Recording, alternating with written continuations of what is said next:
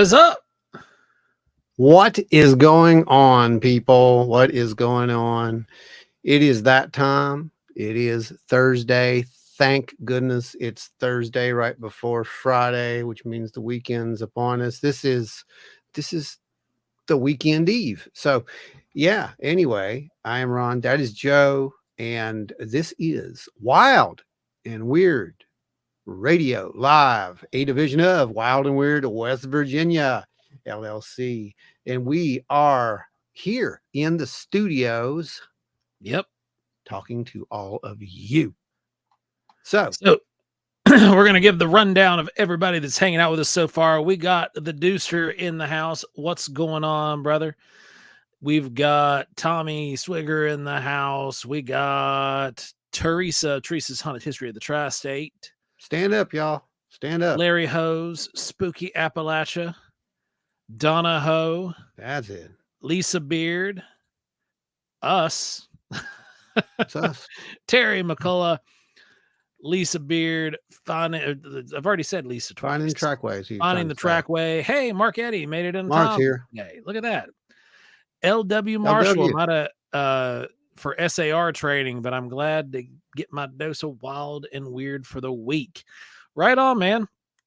Hope you have a good time at search and rescue training. Enjoy that. That's always a fun little course to run through. Robin Sims, how are you doing? Robin. Oz in the Woods. Oz. The Fob Daddy's in the house. Ike. Then let's see, Rachel Green. How we doing?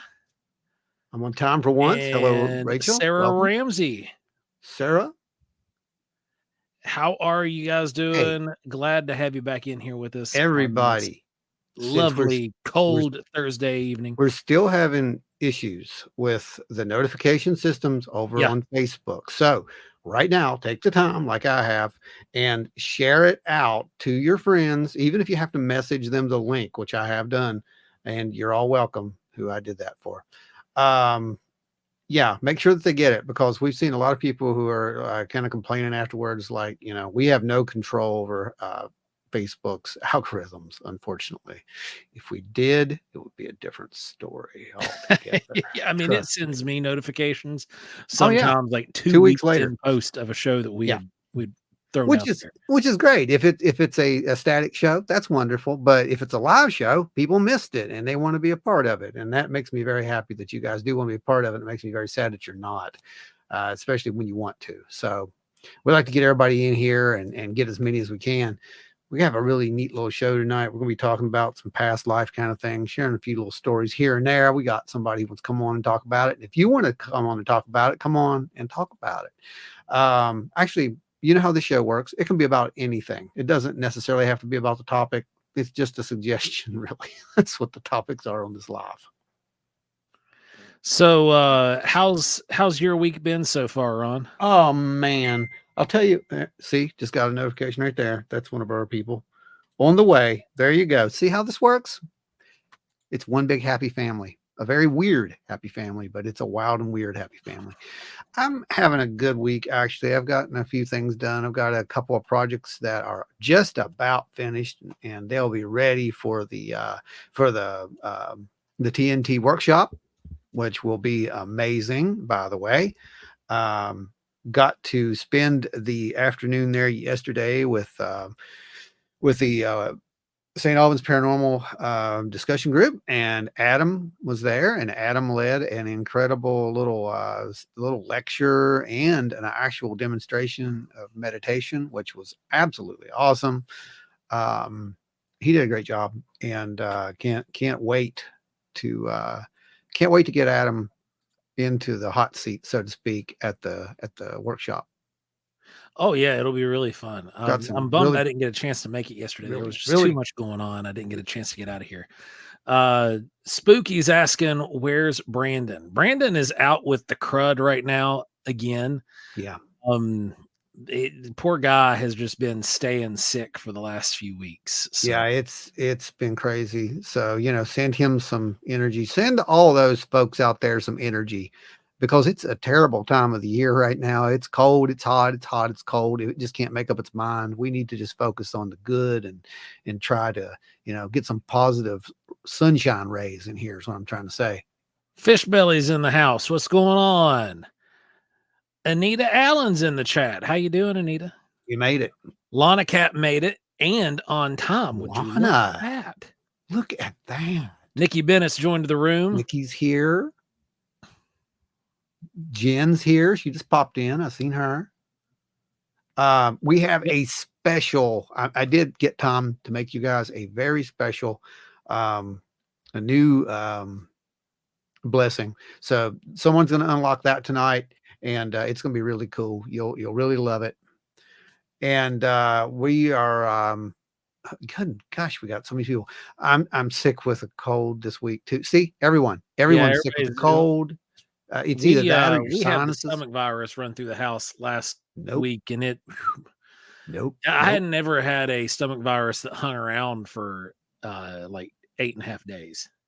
Yeah, it's going around. It's bad. It's not good stuff. It's really bad.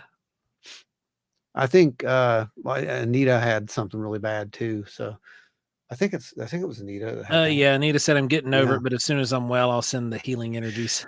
No, you need all the energy you can get. Trust me. I mean, that's what we're fairly certain we had norovirus here. Yep. That's what kicked our butt. Yep.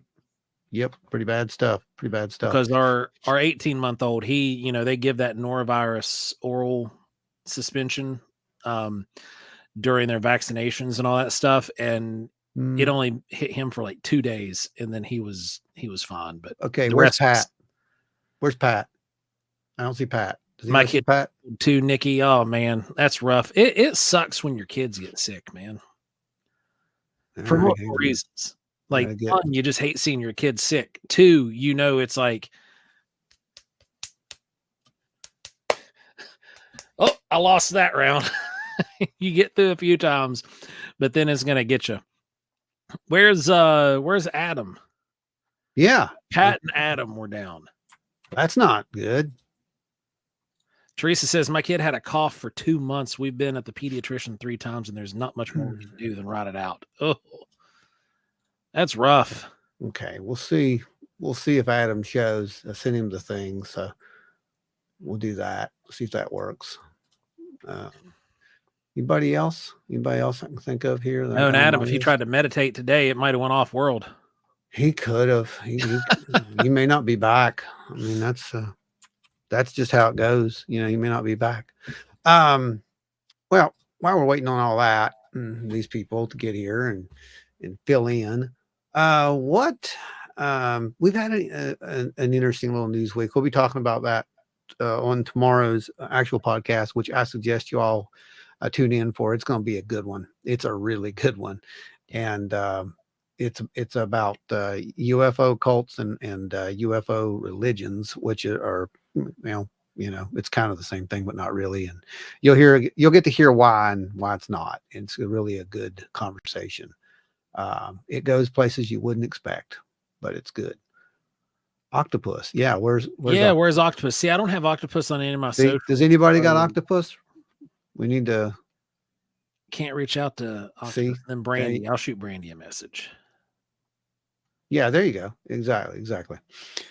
Well, I think most of us are here anyway. So tonight we're going to be talking a little bit about, like I said, some past life memories, not so much past lives as past life memories, because that's kind of what it is. It's memories of a supposed past life, right? I mean, that's what we're dealing with by the data. Spooky Weird Weekend tomorrow. Spooky Weird Weekend tomorrow at 6:30 p.m. That's right. Oh, and don't forget, guys, go ahead and hit that like button and share it with your friends. Get this, let's get this one out there. It should be a fun conversation. It's going to be a great conversation. And it's, like I said, it's going to be a little different. So, yeah, Spooky, Wild and Weird Weekend is 6:30. So let's tune in first at old Jimbo's over there at Spooky Appalachia. He's going to have a nice little show up, and we'll have a graphic up tomorrow morning for you and some links. And then at 8 o'clock, right back here, and we'll kick off the UFO cult episode. And Ike's here. Okay, that's pretty good. I think we have a few. We'll have our stragglers pop in here. If there's, I'm sure there's something going on if Pat's not here and Adam's not here. So they've definitely got their reasons, and they may show up later. Yeah, we'll stay on them. We'll stay on them. Julie's here. There is Jamie. Jamie's here. I figured Jamie was there anyway. If we got Jen, you got to think we got Jamie. Then there we go. Julie Bug, what's up, weirdo? Back right at you. Julie's here.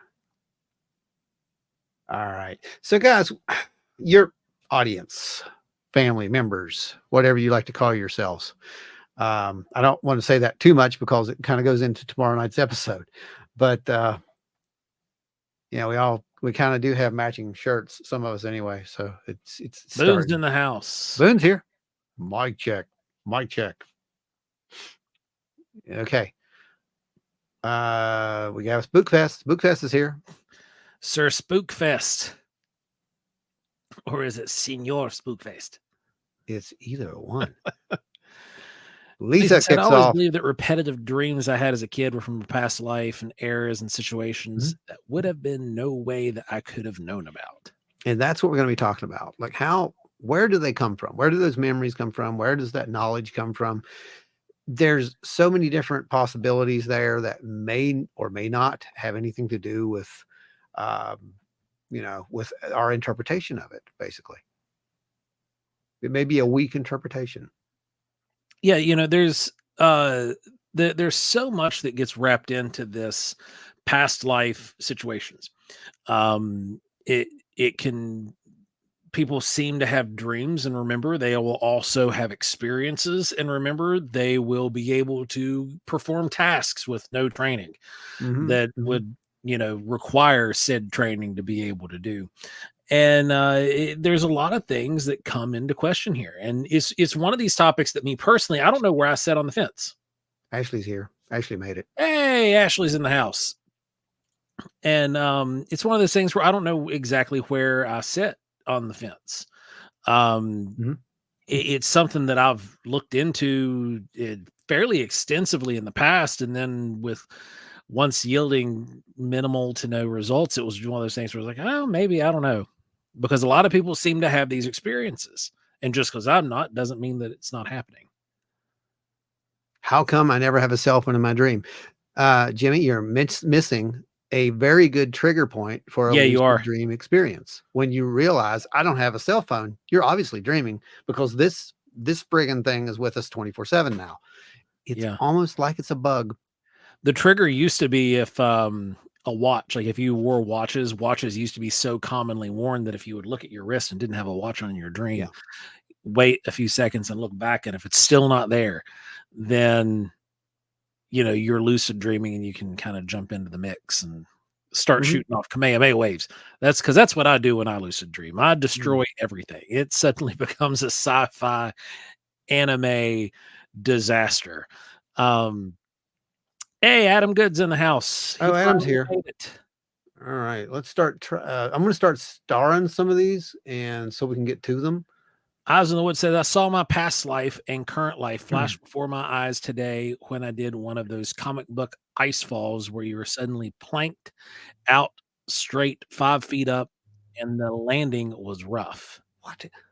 Sounds like Eyes in the Woods like bit the dust hard and had one of those like flash in the moment kind of situations. Hopefully you didn't get hurt. Yeah, that sounds not pleasant. Sir Spookfest says, after I had my first UFO encounter, I had dreams of looking down on me and my friends on a beach from UFO's point of view. Still have that dream once in a while. Okay. Okay. Yeah, that'll come into play later too. Teresa says, Spooky, I can't use a cell phone in my dreams. I will have my cell, but I just can't make the buttons work. Right. Angie's in the house. Angie, same way with reading books, things like that. It may be in a different language. It's your brain. Spooky says, I shot a Kamehameha wave at some zombies once and threw the pillow across the room. Well, as long as you didn't knock something over in the process. Anita says, I was born with scars. That's one of the other apparent trademarks of past life situations. I think we're all born with scars, internal or external at this point. All right. Robin Sims says, I always dream where I grew up. I haven't lived there for 40 years.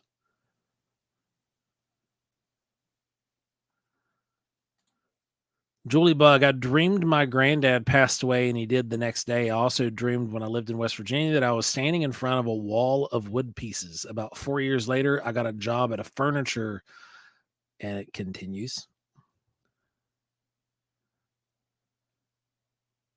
Oh, he did knock a lamp over, by the way. That's great. So, yeah, that's awesome. Ashley said, blind people can see and deaf people can hear in their dreams. Sir Spookfest says, have you heard if you are lucid dreaming not to ask for the time, date? I guess it causes... Yeah, I mean, I've heard that. And like, no, that's kind of like in the realm of TikTok creepypasta. Yeah, it's literally, I mean, the only person you're talking to in a lucid dream is yourself. And you are only going to get the information that you actually know. And however you know that, I mean, it may open up to some psychic possibility where you're actually, precognitively aware of say the time or place or whatever. But yeah, in a lucid dream state, there's nothing to that. Now you can go into other stuff from there. Absolutely. It says, I was in the woods, thankfully was not hurt. Caught it on security cam though. Going to put it in slow-mo and send it into America's Funniest Home Videos. Yeah, see if you can win some money. That'll be great. Well, Nikki Bennett just bought the brand new screen for you guys. So we're going to give you some blessings now. Thank you, Nikki. Bless you. Keeps the show going.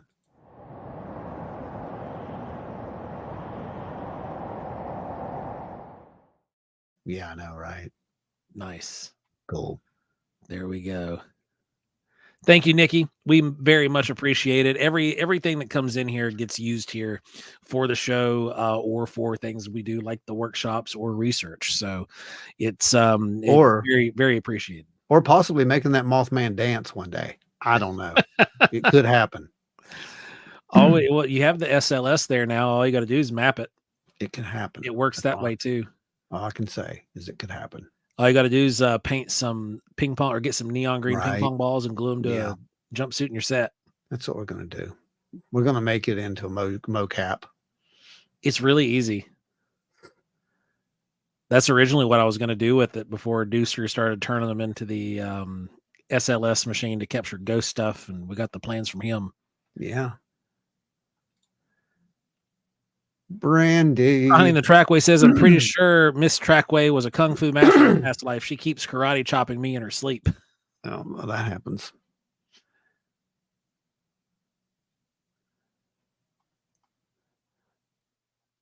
All right, let's see. There's one. Donahoe.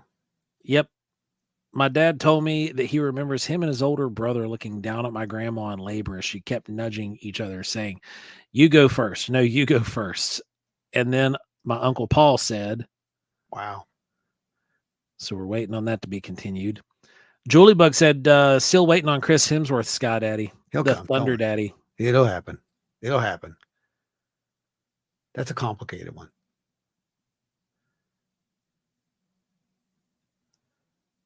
And Tony says, I dreamed that Albert Bender got out of UFO research. We were dreaming of the day you primates follow Bender's lead.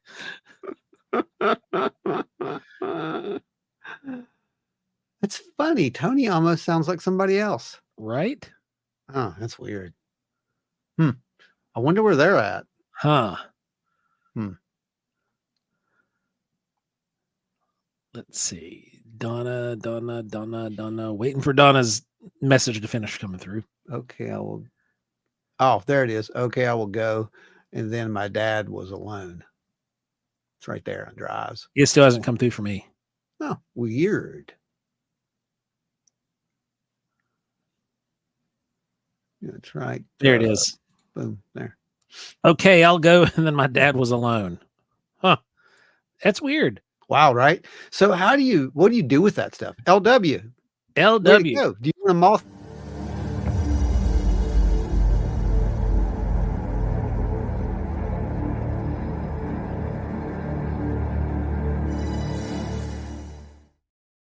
I really like that one. Mothman in the house and keeping it free, baby. You guys are awesome. Thanks, LW. You are fantastic. Yes. Can't wait to actually spend some time at the workshop with you too. It's it's fun. cool hanging out and talk. Are you coming to OBC, by the way, LW? Because we're gonna be at OBC. The Men in Black says your primate accounts are so easy to hack.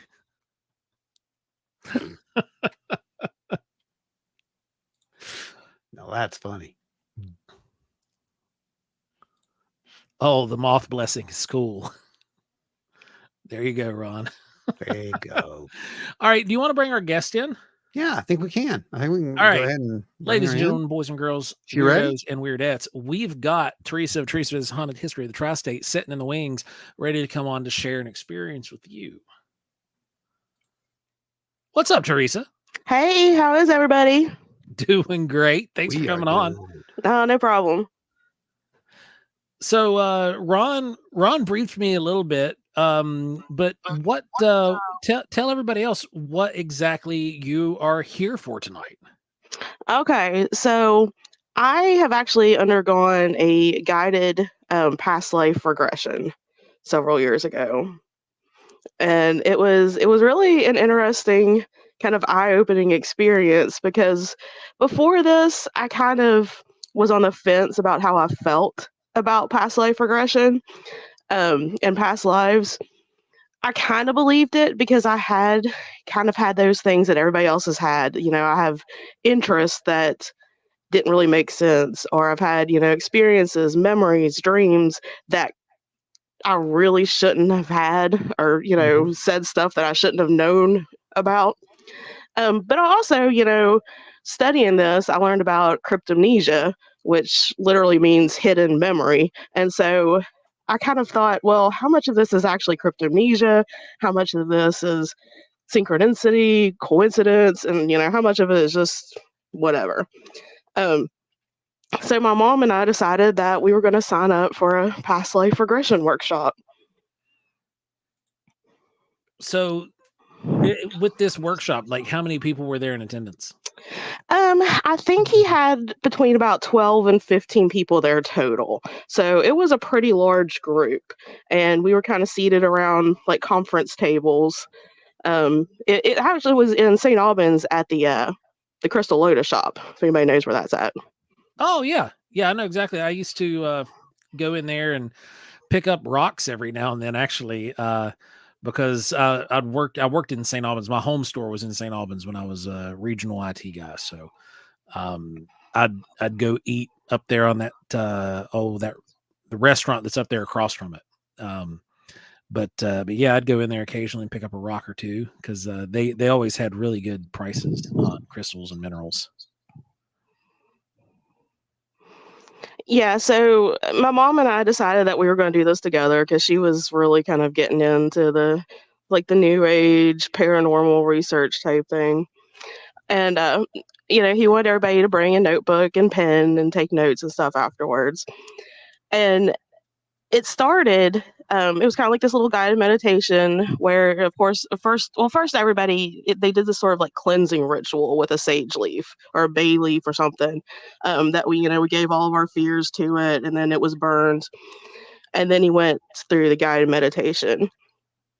And what he had us do was imagine ourselves walking along this corridor with different doors along the sides, and each door was supposed to be a door to our past life, and we were supposed to go to kind of whichever one kind of drew us in the most, and then go through that. Before I get to my experience, my mom had a really, really weird experience, and she came out of it and she was so mad. She was like, "I'm going to get my money back. This didn't work." But then she followed up. We paid for her to have a private one, and the same thing happened. What had happened with her is that as she was going along this corridor and trying to open these doors, they were all locked. She couldn't get into any of them. And finally, at the end of the hallway, she met who she assumed was her spirit guide. And the spirit guide was like, you know, you've worked so hard to keep those locked. There's nothing in there that you can learn further from. We're not going to let you in there. It will just bring back too much pain. And then she, kind of came out of it. And she wasn't real mad at first. She was like, oh, I paid, $50 for this thing. And, it didn't work. I, however, was able to get through a door. Okay. So. Okay. So at first, like the door that I was kind of drawn to, it looked like an old, like wooden door. But as soon as I pushed through it, it turned into like a metal institutional looking door. And face, but I could look down and I could see the rest of my body. And I was a younger girl. I was barefoot and I was wearing like a dirty, what I thought was like an older hospital gown. And what I kind of found behind that door was that I was that tracks. Yeah. Man, it doesn't. It's amazing how our lives never change. No, I'm kidding. Yeah, well, no, you're right, because I'm not afraid to get. I'm not afraid to get super personal in here. I have been in hospitals like this in the past dealing with my mental health. Yeah. And I was like, the first thing I thought, even in this state, I was like, oh, great, I haven't learned anything. I'm exactly where I was whenever this was. And I don't remember a whole lot of the details now because this was like 6 years ago. But I remember that I wasn't there for like a long time. Like I didn't spend my entire life here or anything. But I was cured or whatever, but I was never happy. I was let out of this institution. For some reason, my grandma in this life played a huge part in that life. I knew her in both lives. Mm-hmm. And that is something that I've always believed, that we kind of reincarnate as soul groups. And so that a lot of people we know in this life, we have known in past lives. But I feel like she was my grandmother in that life as well. But anyway, I was released from the hospital. I ended up, I was married. I had 2 boys. I saw these boys grow up. And then I remember being on my deathbed in the late 70s. And I was born in December of 1982. So I don't know if that was just the life that was previous or, what. That tracks. Like that's pretty remarkable, actually. But it also follows, I mean, you know this, but now it follows the actual path of how these things work, right? Mm-hmm. And you said you were a bit skeptical then. What do you feel about it now? Honestly, I'm very open-minded to it because I do believe in some type of reincarnation.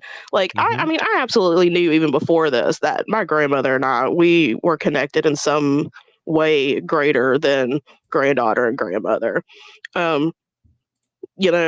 Just like our interest in certain things. She used to always tell me, it was funny. She went to New Orleans, had never been there before in her life. She grew up in the Appalachian Mountains, went to New Orleans in the 1950s, and they had to drag her home. She said that was like she was coming home. She never wanted to leave New Orleans. I finally make it to New Orleans, and I felt the exact same way. Like they had to drag me out of there. I did not want to leave. Yeah, I remember you make posts saying that you didn't want to come back, that you think you're just going to stay. Well, it's the gumbo. I'll just tell you now. Yeah. But it is what you touched upon, because a lot of people have issues with the whole reincarnation thing because there's a set model in their head as to how this works. Whereas it could be even more complicated, that it's energy, and it's a transfer of that energy over a period of, well, what we call time, but time and space, I guess, right? But it's almost like you have to ask the question, is it you, or is it that you are tapping into something else that was, I guess, part of you at one time, that, if that makes any sense, Right. like a stream of thought, or a stream of, consciousness. If that's the case, that's a completely different story, but it's kind of the same. That's the weird part about this. And I think that's where people they get hung up on the word reincarnation. Yeah, and that particular lifetime, I mean, that doesn't surprise me if that was a past lifetime or something. But it wasn't what I was expecting going into this, because before this, I have a huge fear of like railroad tracks, and I thought for sure in a past life, I'd been run down by a train or something, and so I thought it would, I'd see something like that. I didn't. Yeah, past life trauma kind of things. Yeah. Yeah, a lot of people say that we do take that in with us, and it always manifests, somehow. That is an absolutely fascinating story, though, and the fact that you both did it, and you both had very similar, I mean, she thought she didn't see anything, but that's pretty significant. Yeah, that's why I told her. I was like, you've probably got the best, experience out of everybody here, even though you didn't learn what you wanted to learn, you learned what you had to learn. There you go. Exactly. And I think that that's what a lot of it's about. I mean, you're not going to learn it unless you are supposed to. That's the way I see it. Joe. Yeah. Are you ready for a past life regression? Sure, why not? It was a lot of fun. It was funny though, because like I said, he asked everybody to bring pen and paper, and like kind of have some moments afterwards to ourselves. And I'm scribbling like furiously for like 20 minutes, and everybody around me has stopped like 15 minutes ago. And I look up and I'm like, oh, like everybody's already like walking out. Oh wow! So did you? I guess the word is, did you connect with the you of then while you were there? Like, did you bring that back with you in any way? Do you think?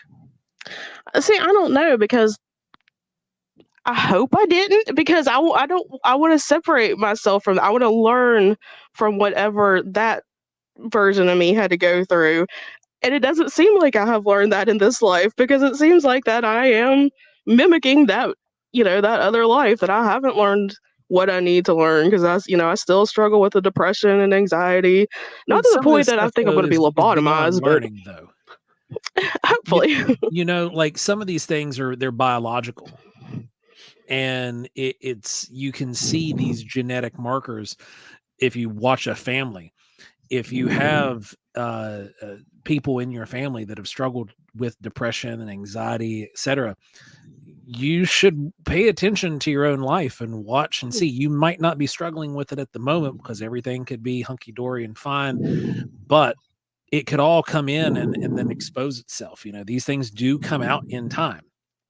And so you can't look at like the hypothetical here, because like I don't know, but like the hypothetical would be that you're learning from the experiences. You're not learning how to be better from ailments. There are certain things we can't run from. They're just innate and part of what we are. And the process of life is just overcoming those things on a daily basis, because I know what it's like dealing with depression and anxiety, and it sucks, but like it's grafted into you. It's more that like I can't unlearn it, if that makes sense. Yeah. And I'd seen so many people that have had all these different experiences, even religious experiences, that seemingly took away the depression, so to speak, but it really just masked it for a time, and then it reared itself again. It was like a Band-Aid fix. So I wouldn't, if that is the way things work, like I wouldn't down on yourself over that specific aspect that you didn't learn to overcome depression, because that's just something that happens with life, and sometimes it's even genetic. So I wouldn't count that one if I were you. That's good advice. Yeah, I'll take it for what it was, and then just. Well, it made you ask questions. Octopus is here. Yeah, and that's we really need good. you on our social medias, Octopus. You need to send one of us a request. That way we can check in on you when we start, because none of us have anything for you beyond YouTube. But yeah, I mean, I think it's a fascinating topic. And well, we did that one complete show about, the kids with the past lives. And then, again, it's like, are we talking about a past life, or are we talking about tapping into a memory stream or some kind of universal consciousness or something to that nature, And the problem is, I don't think we could ever figure that out. LW said, thank you, Teresa, for sharing about depression and anxiety. I've dealt with that as well, and it's a trend in the family. Much respect for you and support. Prayers. Oh, well, thank you, LW. I appreciate that. Yeah, hopefully, and that's part of the reason I don't mind sharing my own struggles is, to let people know that, yeah, there's a lot of people that are dealing with this, so you're not alone. Exactly. Anita said it could be learning to live a good life with or regardless of depression. That's the lesson you are learning. Yeah, that could be, because I mean, it seems like in that regression, I had a good life, even though I didn't feel happy. I saw my two sons grow up in that life, and when I died, that's the last thing I remember from that past life regression is being on my deathbed and being surrounded by my family. Well, it sounds like a good life, at least. So Yeah. that's nothing wrong with that, right? Unless they were setting you on fire. Yes, that would be bad. They're pulling the plug, waiting to get my inheritance. Right. So Beth says there's nothing worse than being on medication after medication, and nothing fixes the anxiety and depression. The best thing for me is being in the woods, better than any meds. And I agree with that, Beth. That's my happy place too. Well, it definitely helps. And there's a lot of reasons for that. There's a lot of natural, beta and alpha waves out there. So Lisa Beard said, a medium I knew told me something that her guides had told her. We chose to experience different life situations so that we can grow spiritually. I've heard that before. I don't know. I honestly don't. I've heard the whole arrangement thing. I don't know. I really don't. It's about depression or anxiety. Okay. Okay. I'm on my way to give you a big hug now, buddy. Yeah, you don't. Oh man. Brandy said, my mom was diagnosed with schizophrenia at 69, which is really late, and she can hear and see things and will say that she talks to dad. So is it schizophrenia or something else? It's probably not schizophrenia. That's just me. I'm not a doctor. But yeah, I think there's a lot of people who are diagnosed with that, and it's not what it is. Yeah, I made the mistake of telling a psychiatrist one time that I was a ghost hunter and got a schizoaffective diagnosis. Are you serious? Yes. Wow. Nobody else ever diagnosed me with that, so I think. Oh, that was a personal bias. That's what that was. That's all that was. Sarah Ramsey says, Teresa, I believe that anyone who is sensitive to the paranormal will have bouts with depression and anxiety. I also believe that a lot of it is not your experience, but picking up on everyone else's. Oh, I absolutely believe that. Empathics. Yeah. Octopus with No Friends says, oh, I'm appreciated. I've been struggling with depression for my whole life. I neglected and suppressed my spirituality for so long. Since I started embracing spirituality, it has gotten better. Well, very good. Yeah, we love you, Octopus. That is a good point, though, because, okay, so for years and years, my mom suppressed her latent psychic abilities, her belief in anything paranormal, supernatural. And she had horrific migraines. And the second she allowed her mind to open up to the possibility of these things, she stopped having migraines. Huh. Well, you are your own block sometimes. Yeah. That's It's kind of like what I was talking about last night in the meeting there when I said, to get the most out of these meditations, you really have to give yourself permission. And there's a lot of fear. There's a lot of blocks, mental blocks that people have put up inside of them. That's important that you have to get rid of those before you can go any further than a lot of these things. So, yeah, that's a pretty real thing right there. You are your own worst enemy. And God, if you're an artist, it's even worse. Anita says using abilities drains dopamine levels. She was referring up to Sarah. I had the opposite reaction. Like I felt euphoric anytime that I was using said abilities. Let's see. Beth said, one thing that helps me, I always tell myself things are going to happen the way they are meant to happen, and it really helps.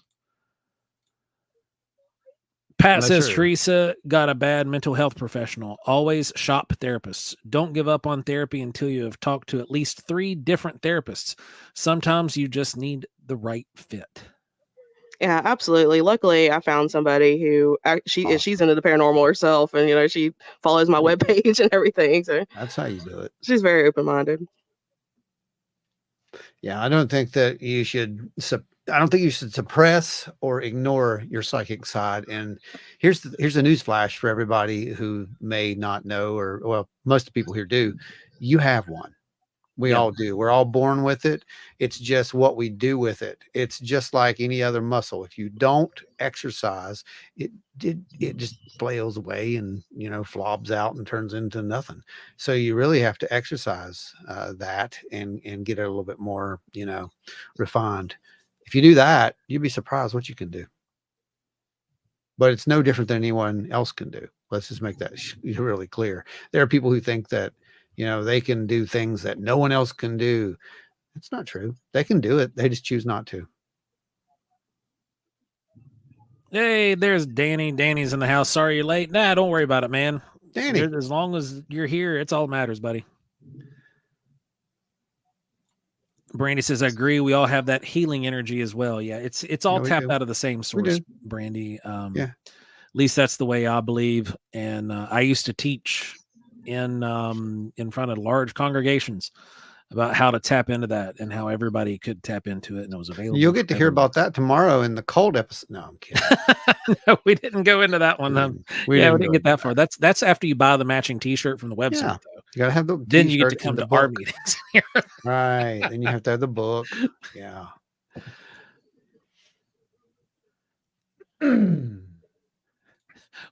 What hair?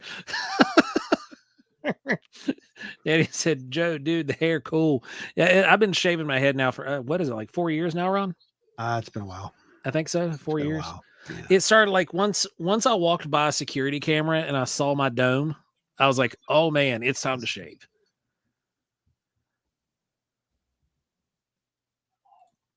Anita said, Joe, they did a study on that, the euphoria following religious-based experiences. I've had encounter at the other side several times, and I know that feeling too, sublime and joy.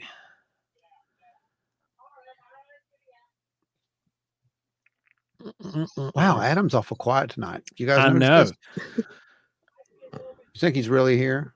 I don't think so. Adam probably remote texted that response in. Hi, guys. That's my guess. Yeah, I think you're probably right. Ron Lanham showing up as Brandon. You're seeing this, right, Ron? Yeah. How's that happening? Men in Black. I'm thinking this is the Men in Black. Oh my God. It is the Men in Black. Holy crap. You guys, I swear to goodness. We hope you are enjoying the broadcast, primates. However, Wild and Weird has decided to get out of UFO, Wookiee, and paranormal. You guys, I swear. Oh dear Lord. That's the best. That's the best. That is the best. Getting trolled by the Men in Black. I love it. No, Adam's here. He's not on a spiritual walkabout. Okay, that's good. Just making sure, Adam. Making sure you're tethered to reality, or what we think is reality anyway.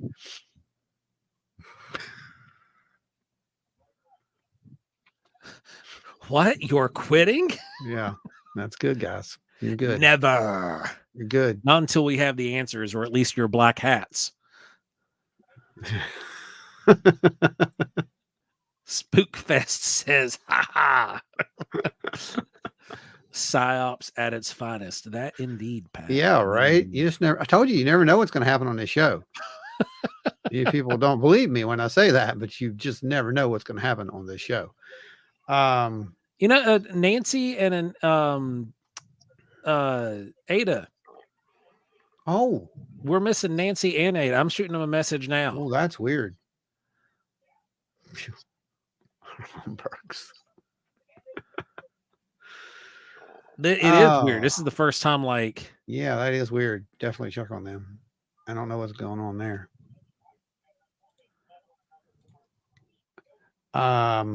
Yeah. Anyway, how many of you other guys out there have had these? I won't even say. Well, yeah, the sort of feeling of a past life type memories. I mean, I remembered a couple of things growing up, and there's no way I should have known that stuff. I mean, it made no sense. Of course, later on, the other stuff that I experienced made no sense either. So it all worked out very well. And it was probably all sort of related in some way now that I think about it. But I know that there's a lot of people that I talk to who seem to think that they did experience something in a sort of a past life. Adam Good. The reason he's been absent from the chat, apparently he's collecting farts in jars for the MIB. Oh my gosh.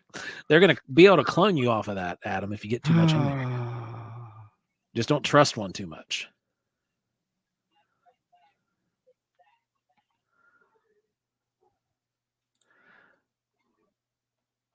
So when I was 3, I kept telling people that I was going to be a voodoo priestess when I grew up.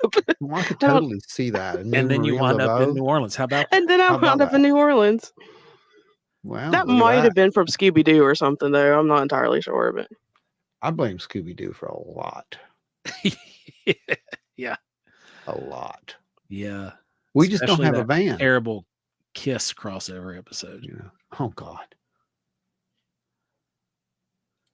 No cloning material in fecal matter. That's what you think. Just wait till tomorrow.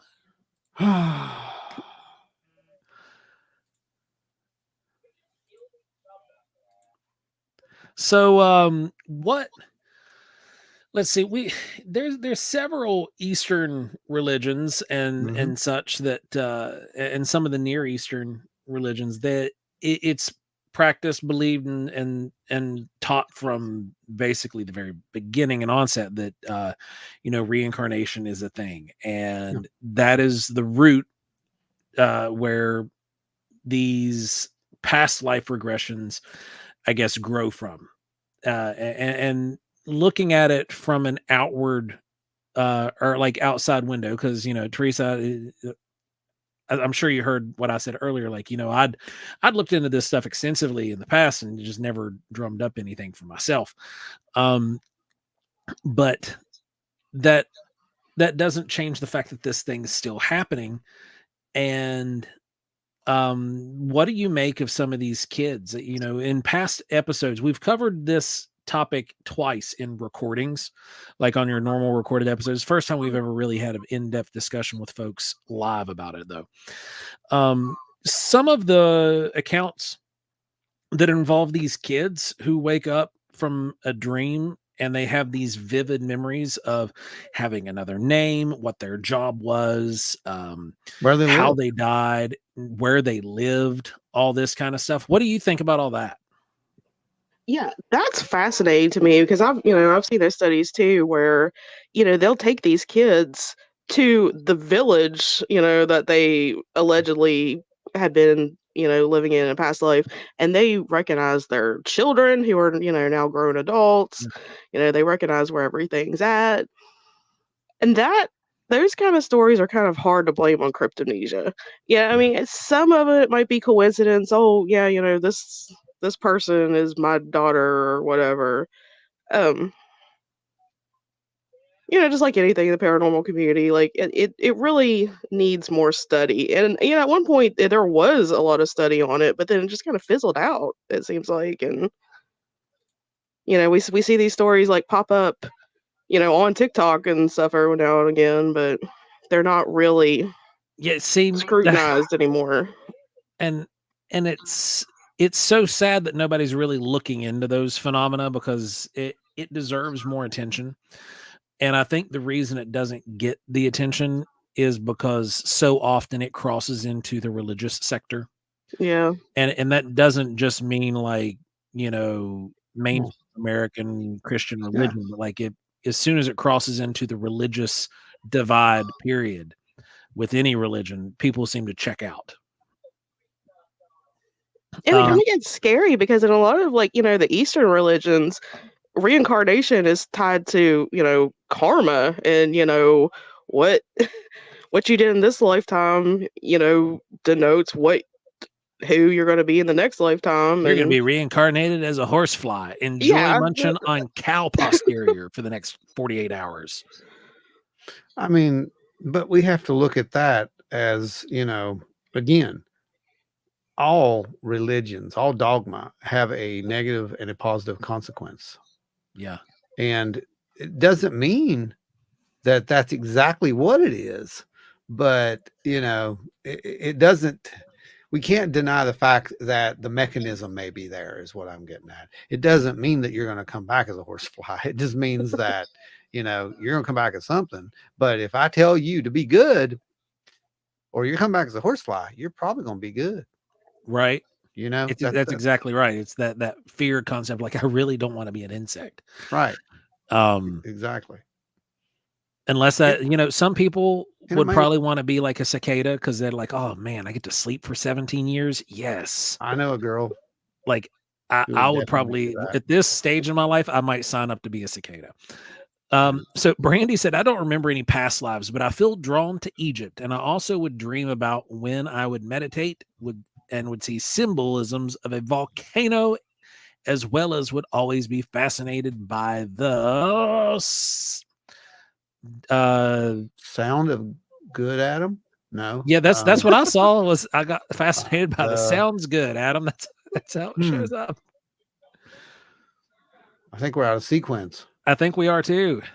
Indeed. Wow, it's weird. So Senior Spookfest says, I've seen one where a kid remembers his past life and they took him to his old house and everything was correct. Even the people we talked about were real. Yeah, we'd mentioned this kid. This is one of the most famous accounts out there.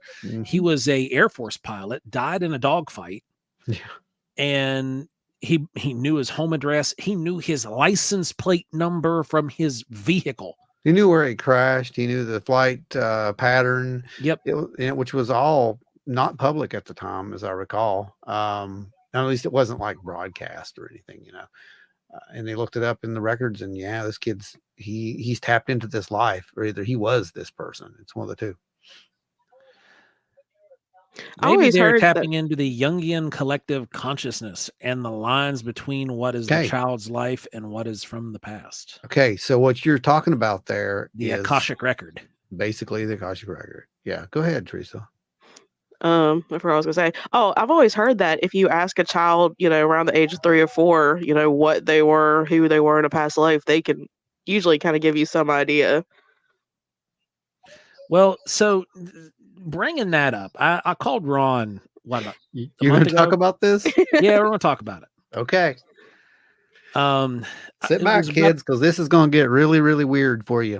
It is. So, my oldest son Rowan is 4 years old, and about a month ago, we were standing in the kitchen, and I was cooking dinner, and he started telling me. He said, Daddy, when you were little, I used to give you Oreos. I was like, what?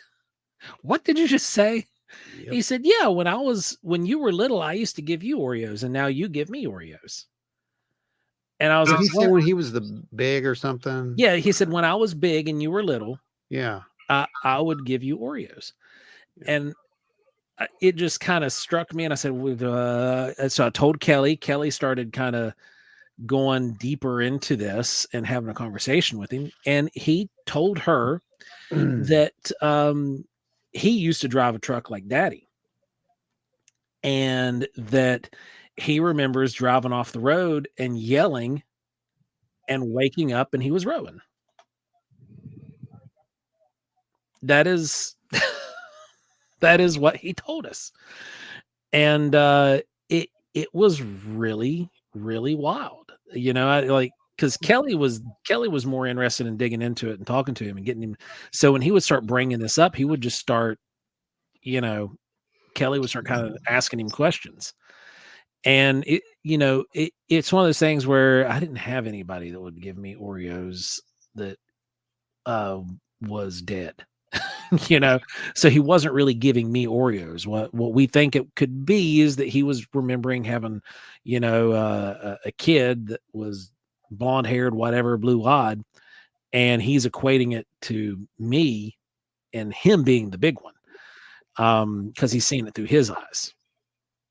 So it was really weird, and it was strange. And then all of a sudden it just stopped, and like he would just be talking about it. He was as soon as he talked about the crash and all that stuff, like he's like, yeah, and then I woke up and I was me. And then, Mommy, did you know about Skibbity Toilet? Like it just off railed, and that was just it. That was done. Which that's how it works.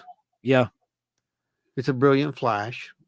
It's before the age of 6, usually, and it's almost never after that, unless you go looking yourself.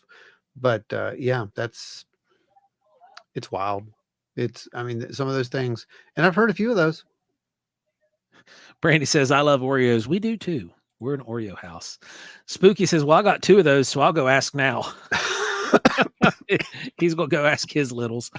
Lana Cat said, I've had a few weird experiences with memories that seem to be out of place, but wasn't sure what to make of all of them. All seem to be from the 50s and early 60s. In posh settings with the viewpoint of a middle-aged woman, weirdly, years after I had several different memories that I couldn't explain. I was super surprised when I was picked up old sheet music from 1922, and one of the gals pictured looked just like me. Same hairstyle, everything. Oddly, in the big hair 80s, I was always... It hasn't come the rest of the way through. No, not here yet.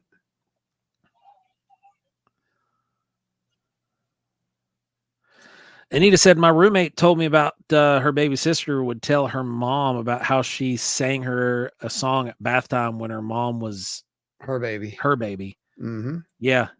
See, that's interesting. Mm-hmm. Pat says, but does he give you Oreos now? Lord, no. You give that. If he had the box of Oreos, he would disappear and you wouldn't see the kid until the box was empty. So he gives no one Oreos. He is a gremlin when it comes to Oreos.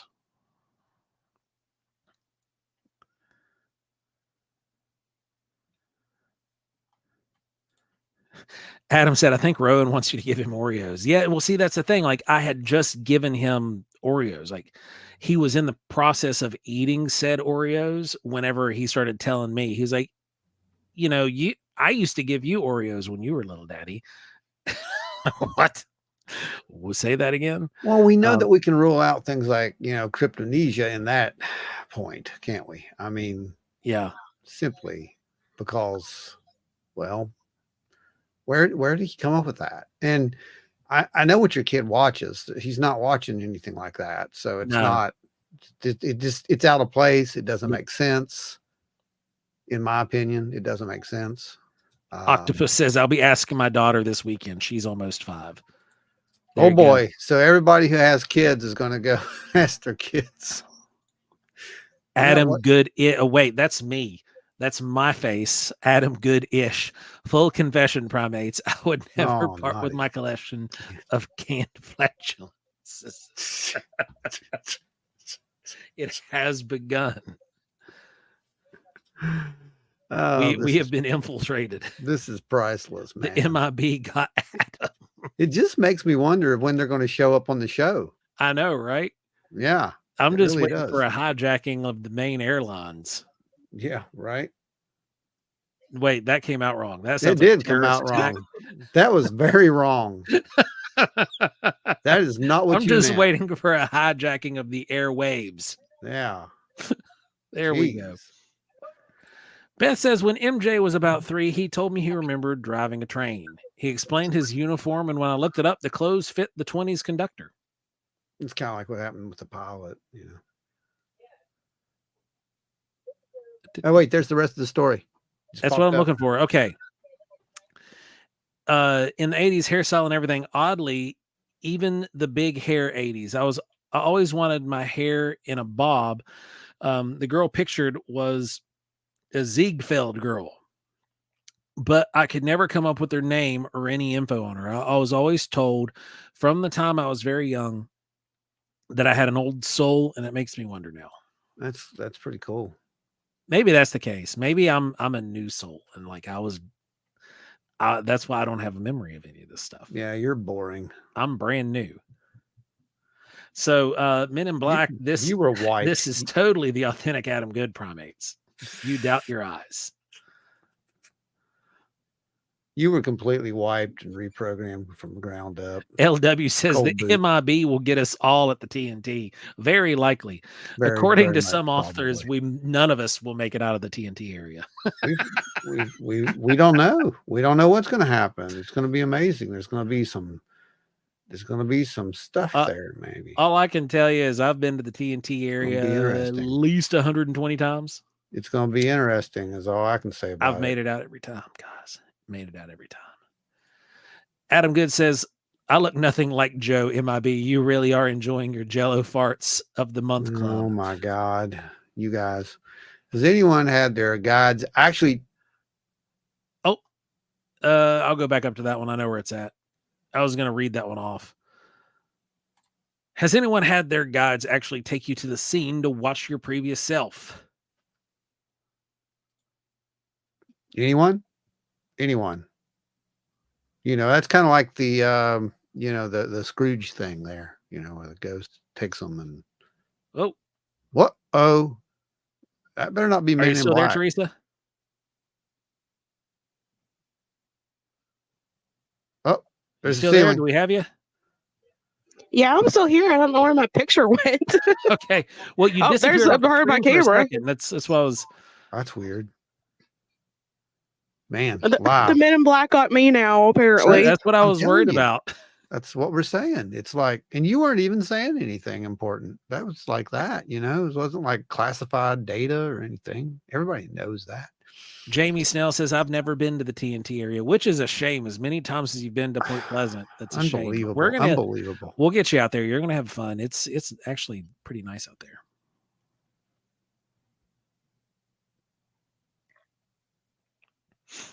Okay, what else we got? Donna says 2 psychics, the only ones that ever trusted, never knew each other. Both me, that my current husband was my father in a past life, and we died in a ship that burned at sea. Well, that's awkward. Wow.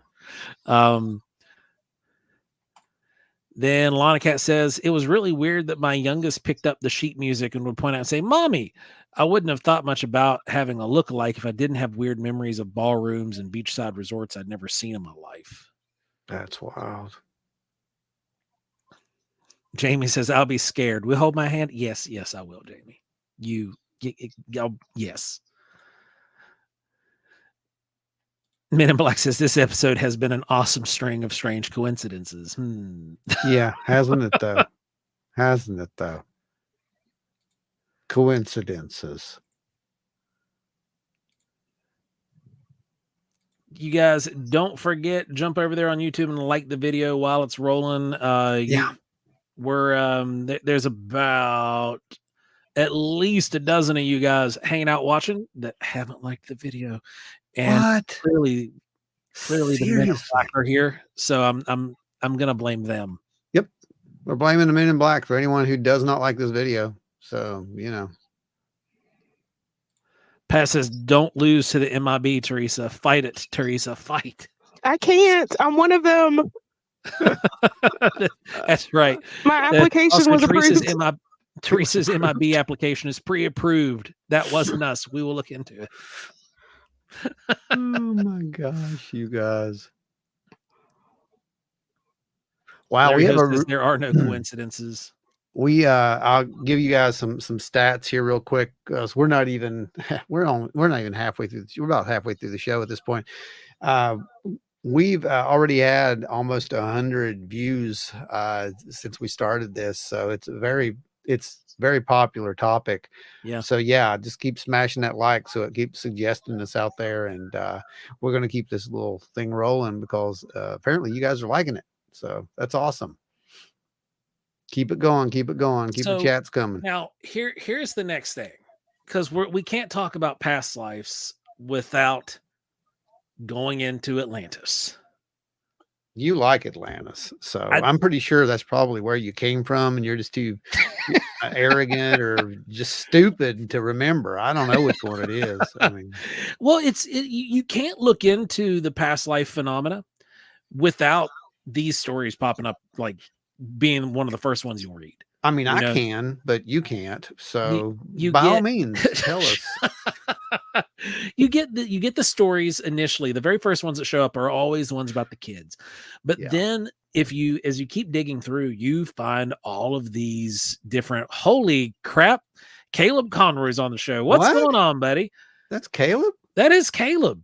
Really? He was the hairiest of the mermaids for sure. So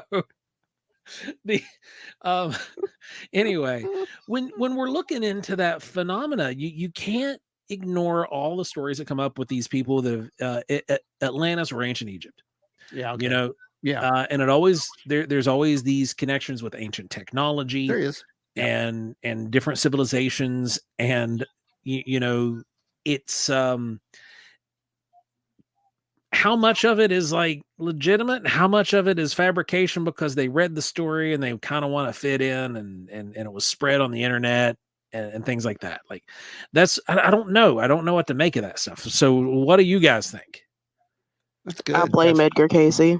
I was going to say, Cayce? Yeah, I was going to say you're right on that, I think. Well, expand on that a little bit, Teresa. Tell everybody why we blame Edgar Cayce. Well, I mean, that's where I first heard about the Atlanteans being reincarnated, and Edgar Cayce is probably really my first introduction to reincarnation. So, and let's be honest, he very well is several people's first introduction when you outside of looking at Eastern religions. If you were looking at it from just like your standard researcher, so to speak, or somebody who's just looking up data, you can't look at this phenomena and not see that name pop up all over the place. Well, I mean, Edgar Cayce was a legend. Let's be real. As far as psychic phenomena goes, more validation from that guy than most others is pretty much what I'll say about it. But as far as the ancient connections and so forth, that's kind of it. Here's a weird story that you don't know, and this is before I ever knew who Edgar Cayce was. This was when I was in grade school. It was the first diorama I ever had to make, and I made it of Atlantis. And what was really funny is I'd only heard of Atlantis just a couple of times. I didn't know anything about it, whatever. And I made this really intricate little paper model of Atlantis. Like I rolled up the columns and I made it look like, basically like this. What I would later learn was like a Greek style, architecture. And I don't even know how old I was. I mean, I was young, and I had no idea what I was doing. Like I said, I never even really understood the whole thing. But they were like, "Yeah, well, you want to do your story?" And I'm like, "I'm going to do it on Atlantis," and I didn't know what in the world that was. And my parents had no idea what that was. And I just remember, loosely seeing it or hearing about the story somewhere. I don't even know where I heard about the story or saw it for that matter, because honestly, if you think about it, there wasn't that much, like there wasn't any cartoons that I know of that really dealt with Atlantis that much. That was mostly my exposure at that age as far as grade school goes. Now it's everywhere. You're pretty much, you're indoctrinated to portals and, all that. And I just remembered, doing that. And I thought that was kind of a fun little thing, funny thing. But the whole thing is, the teachers, it blew them away. So Anita Allen says, I had a roommate who thought Atlantis fell because of her. Now, Teresa, have you ever spoke to the Crystal Lotus's owner? Not about that. That she also believes that she was there and was one of the priestesses in Atlantis when the whole thing went kaboom. So that was what I was going to bring up, was that is a very common thread amongst the Atlantis stories, with people who feel they have a connection to Atlantis or whatever. They were there. They remember Atlantis becoming nothing. And I find that really, really interesting personally. Adam Good said, Edgar Casey was so much fun. I was validated with Mom at his hospital.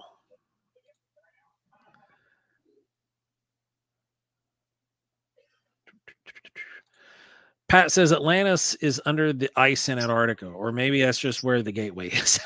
It's been a long time since I watched the documentary. It's the gateway, I'm sure. But you have to reverse the coordinates. The coordinates. Yeah. Sarah Ramsey said, are they the ones who had the Rh negative blood type originally? Someone has to know where that started. It started in Scandinavia. Is where the Rh negative stuff started. They know that much.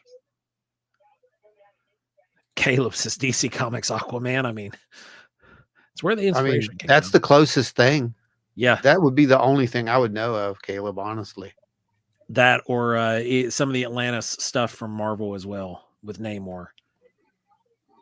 That is really similar, but DC's was built off of the lore directly. Right. Oz in the Woods says, in high school, I babysat for a 4-year-old boy who talked about killing people the whole night. I never took that job again. Dear God. Wow. I bet that's going to be in tomorrow night's episode. No, kidding. Rumi said she was a priestess and pulled out a crystal she wasn't supposed to, and everything started shaking and flooding. Yeah, the same thing the lady from Crystal Lotus says, verbatim.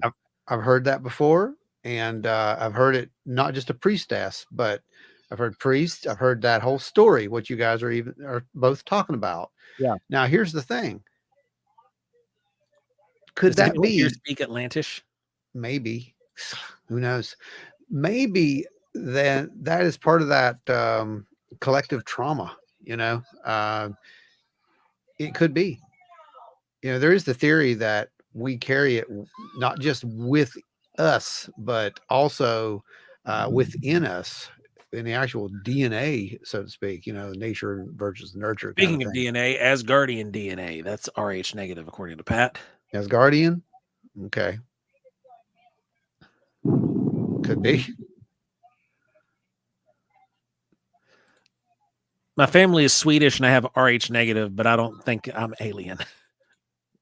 Well, that's the number one sign that you are. Most people don't think they're aliens. That's how it works. I mean, it's really that simple. It's really, really, really like, okay, so this is... Oh, Linda brought up a very neat little thing there. If you see that. I tried to click on it just now. Atlantis is the eye of the Sahara.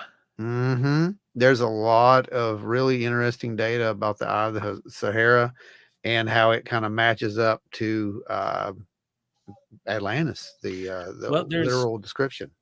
There are some what are the paleoarchaeologists that are currently working, and they're following Plato's directions. Mm. And I follow one of the girls on Instagram, and she's constantly giving updates about what they're finding and showing video from the dives that they're doing. And they've found some ruins now, and like they think that it could be possible. They're, trying to connect it again. But I personally like to think that Atlantis wasn't just one single place. Explain that. Well, I think that it was colonies, is what I think. I think that it was a massive, like we have today. So you think like Rome? I think like today, like we have, imagine all the people. No, I'm kidding. But imagine the entire world, literally one people, one group, whatever they are, and something very, very, very terrible happens. It's all over pretty much, all the different continents. They're all blown apart, scattered to the wind, sunken, whatever. And a handful of survivors just kind of crawl out and start kind of rebuilding in those areas. That's kind of what I think about Atlantis. That would be, to me, I wouldn't necessarily think that would be like that it's scattered. That would be like a survival, Well, that's kind of the same thing. So like, are you thinking like maybe during its peak that it had multiple locations, or was this like after the multiple empires, so to speak? Gotcha. That makes sense. Oh, so you think it was a much larger culture than just Atlantis? I think it's a worldwide culture. Gotcha. That's what I think. I don't think it was I know there's a lot of people who think it was like this base or something, that was there. And I've heard that story before too, that it was actually a ship of some sort that landed, and that was base number one, and et cetera, et cetera. But ancient astronaut theorists say, yeah, possible, but it's kind of, to me, I think it was just it was one of the more technological societies. It's one of the big civilizations. Adam Good says Atlantis has a water slide tube that goes through a shark tank. No, Adam. That's the Atlantis Hotel. And what's funny that you bring that up, I was one of the first people to go on that slide. Well, we were on a cruise ship, and we went to the island the weekend that the Atlantis opened up. And there was a bunch of kids. It was part of the thing. We all got to go and do the slide. It was interesting. Yeah. Oh, they're still rolling here. We got yep, I'm trying to catch up and see which ones. Pat says the Sahara Desert used to be an island or an inland sea and was full of people before it dried out. It's believed that they moved with the water to eventually settle around the Nile River. Yep. There's also an ancient body of water that runs underneath the Sahara as well. Yeah, I think Linda had made that up there as well. Where's that river? It's under Finding the Trackways. Sahara was once lush, and there's an underground river there. Yeah. Yep. About 12,000 years ago or so. Oh no, that river's older than that. I'm talking about the lush part. Oh yeah, lush. Mm-hmm. Yeah. That river though is like a primordial river. Yeah. I used to be real big on studying the old ancient rivers that are now basically extinct or underground. That was a fun one. I don't believe in rivers. Is Teresa still there, or has she been taken? Yeah, I'm still here. Oh, the Men in Black took my picture, but they didn't take me. That's insane. Donna Ho says, who else has heard of the Lemurians and the race of blue people from the Lost City, Lemuria under Mount Shasta, California? They say the silver in the water causes their blue skin. Yep. That's the that's the rumor. That's the legends. So that wouldn't necessarily be silver. That would be colloidal silver. Well, it would be causing the blue skin. The blue people are that's another ET race as well, or non-human intelligence type. Unless you're from Kentucky. Right. But these tend to be a lot bigger, a lot taller. Sarah said, you need to have a poll. I bet a huge percentage of us are RH negative. Probably.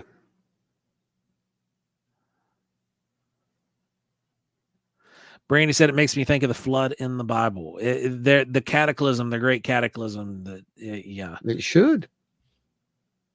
Brandy, I would refer you to the Fallen Worlds episodes that we've done in the past. I think you would really enjoy them. Legend of the Flood or whatever it was. I can't remember the name of it. But yeah, it's massive. It's a really good This episode. is like the fourth comment I've seen you guys throwing in here. Corned beef with French toast and cereal. Oh, what do you? What? You guys are wrong. Man. Tommy says, so I'm reincarnating. Are soulmates real? Do you come back to marry or know your one true soulmate? Oh, that's a good question, Tommy. There's a lot of people who bounce that around, and I do believe that there is like this. I don't even know what we are. I'm not going to lie to you. I don't know what to call it. If it's energy, I think the best analogy of it, honestly, is Doctor Who. I love that analogy because it's energy, and the energy transfers to something else, but it's still the energy that's you. You just aren't you, if that makes sense. It's kind of complicated, but can you imagine can you imagine if you knew everything that all the yous that you are knew? Do you know how messed up you would be? I mean, I honestly believe that we would be more than messed up. I don't believe that there would be anything positive about that. And honestly, I think that's why you see these kids, they'll tell what they need, they're talking about, and then they just stop by age 6, because I honestly believe it would be too much. And it's possible that some of those people, honestly, the ones that aren't quite right later on in life, they possibly could have something to do with that, as far as I know. Like it could be a holdover from trying to, accidentally remembering these parts, if it's true. But either way, your question is basically, in my opinion, do we know each other or recognize each other's energy? And I think we do. I think that there's, I've seen too much to believe in just coincidences and chance meetings and stuff. I mean, I've met so many people out of the blue who literally, they seem like I know them for all my life, and I've never met them until that day. And then some of those people become your best friends, literally. I mean, I have a friend who, he's like my brother, and it was like that from day one. So I've met people like that all along the way, and it's very strange, and yeah, I think it's definitely possible that we all knew each other or know each other, at least a part of us, I should say, the energy that's us. It's a complicated thing to think about.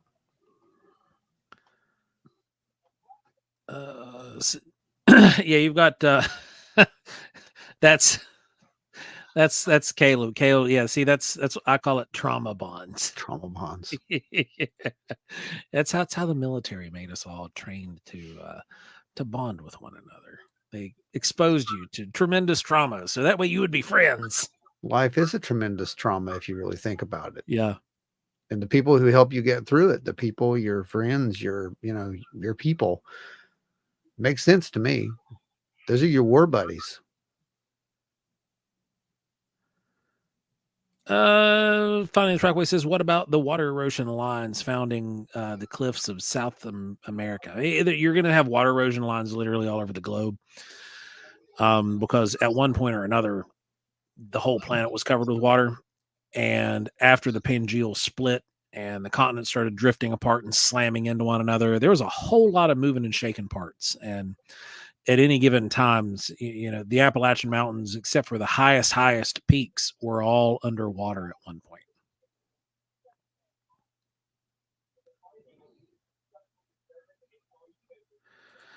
Danny says, to me, Atlantis was a city that was above ground and didn't sink. The comment about the Bible is a very good idea. A city of that nature would have to be, you're talking about full obliteration to leave no remains if it didn't sink. And there's too many cities that sunk, but really were just, flooded out when the ice age ended. There's the Bimini Road. That was actually one that Casey this is what you're referring to, by the way. The one prediction that Casey made, where he said that Atlantis would rise at a certain time, and that's when they discovered the Bimini Road, and that's what gave a little bit more credibility to the possibility of him being right. Carl Jung's theories on the collective subconscious were pretty interesting. Maybe our memories are all stored in one big collective memory bank, and sometimes we inadvertently access the memories of others, similar to the concept of the Akashic records. Yep, exactly. Sarah says, I have a theory, or I have a very, very long story about how I met Mark. I don't believe it was by chance. We believe we were part of a soul group, or however that works. Pat says, so it's not like Avatar: The Last Airbender, where you can just hold a conversation with your past selves. I talk to myself a lot. No, I'm kidding. But I do. What about deja vu? That's well.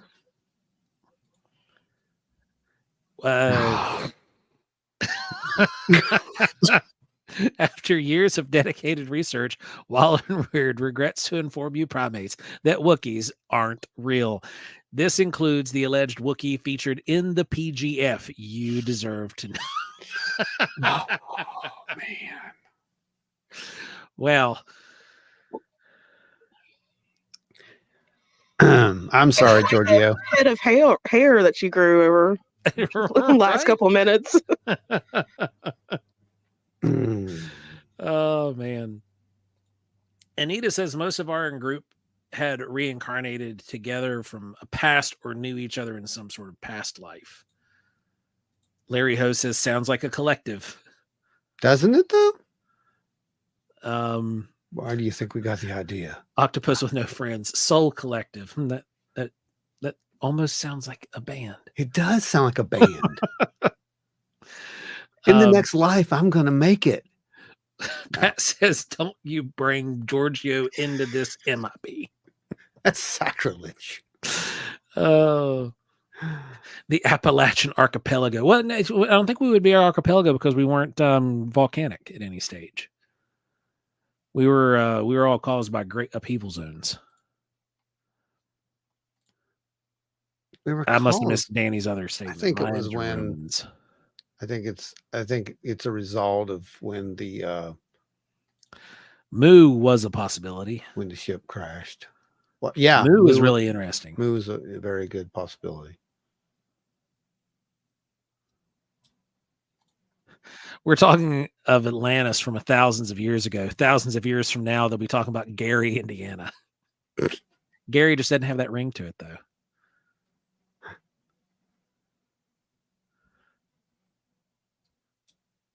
Monica says Wookiees, moon pies, and star jelly forever. Oh my gosh. That's probably going to have to be a shirt at some point. Tommy said, did indigenous people have a belief in reincarnation? I know that they didn't speak about the dead persons in their tribe, but it was because they believed that they would get haunted or it would. It just depended on the tribes, honestly. That was. Or it would bring them out of the spirit realm. Yeah, it just depended. Most no. I'll tell you, most no. Yeah, most tribes they view the basically the ancestors, like they would commune with the ancestors. That is the past dead members of the tribe. Didn't the Inuits or some tribe up in that area have like a tri-soul idea of, like a baby's soul is made up of like 3 different parts, and one part is a deceased ancestor. I don't know. I had a friend who was an Inuit descendant, and she had talked about it, but I can't remember exactly what she said. It sounds almost like one of the Egyptian beliefs. But I remember she said something that it was something about a tri-soul, and that part of her name and her soul was based after her grandmother who had passed away.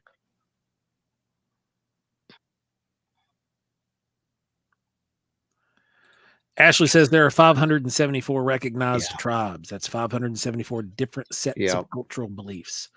Kind of, sort of. Like a lot of them, some were similar. a lot of them were extremely similar, if not just, like the Lenape tribe. There were four groups of the Lenape, and they all shared the same cultural belief. They just were different clans, so to speak.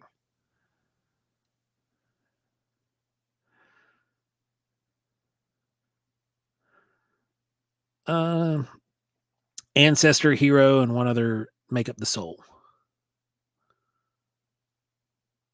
That's what Anita was, I think, responding to Teresa. I see it. Yeah. At Pat, did we confirm Big Brain Primate definitely the real Joe Purdue specifically said they don't exist? Donna says, Sarah Ramsey, it's interesting. I believe that I was connected to my husband's family before we got together. His mother had died and had come to me in a dream and told me to go with him. Oh, wow.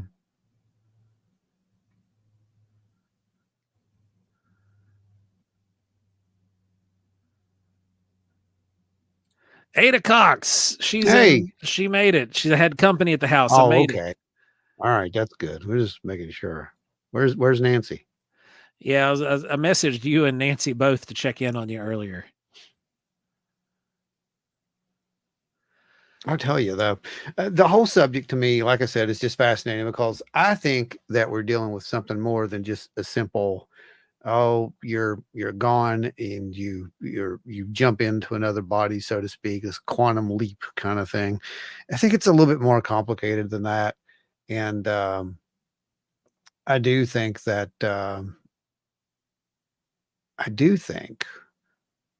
something is there. What it be, I have no idea, but there's something there. Do we move on and part of us splits and becomes part of this, this universal consciousness, while the other part, sifts down and does what it has to do. And that's why we can't remember everything, or that's why we tap into it at some point in the future. Who knows? It's all just a massive theoretical soup. So I think it comes down to kind of just a belief, honestly, at this point, because there's no proof. This is the problem. The only proof we have. There's proof of the universal consciousness, and here it comes.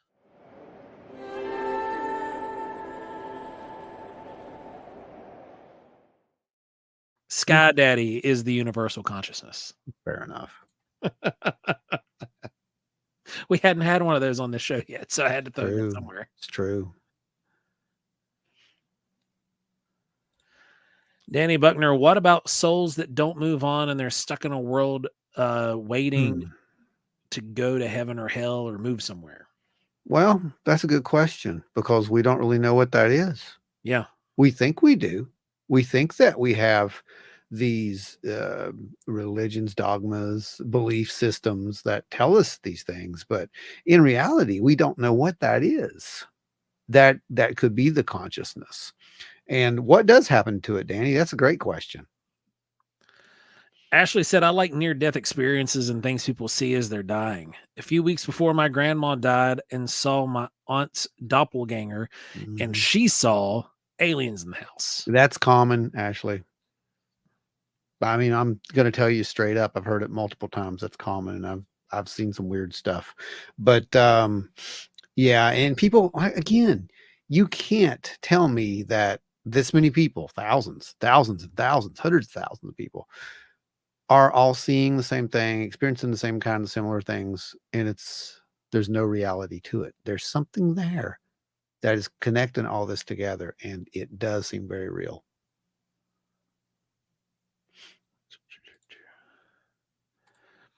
You really don't know, primates, which is why you should listen to us.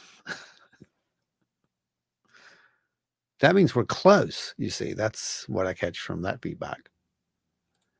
Finding says there is the light and there is the dark. We inhabit the gray and we stay in the gray as we work to better ourselves into the light. But the dark has other plans, for the dark is cold. And what movie is that from? Hungers for the warmth of the gray. Doppelgangers are common in this place also, like I've explained before.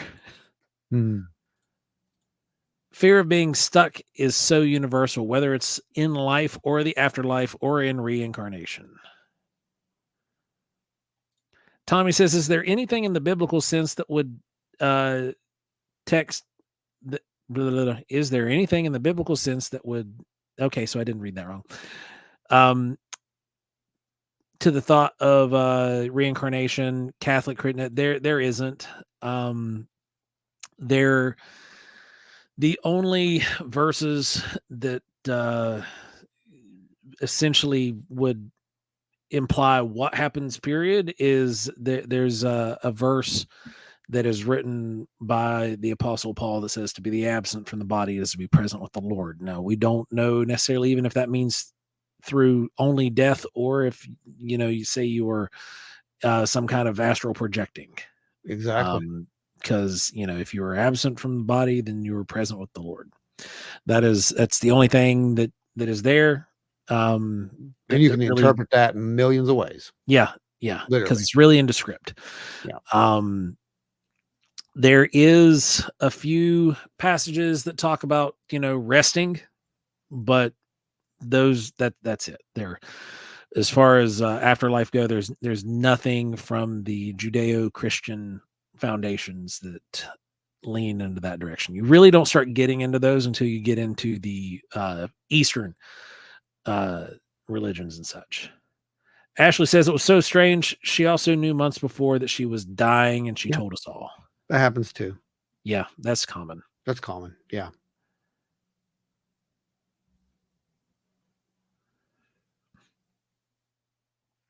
Yeah, I think that a great deal of that is that whole energy transfer thing is very related to a lot of the other psychic experiences and so forth. Actually, Adam says so much about what your family experiences in the communion files at Rice University. Yeah. Don't send me down that rabbit hole. Brandy said, I believe the Book of the Dead, or whatever belief that is, talks about the soul not moving on for several days after death. That's actually why we hold wakes and funerals.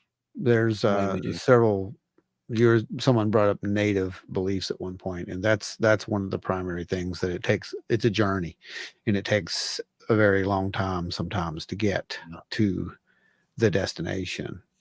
And the Book of the Dead is pretty much the same thing, except it tells you what you have to do to get to the destination.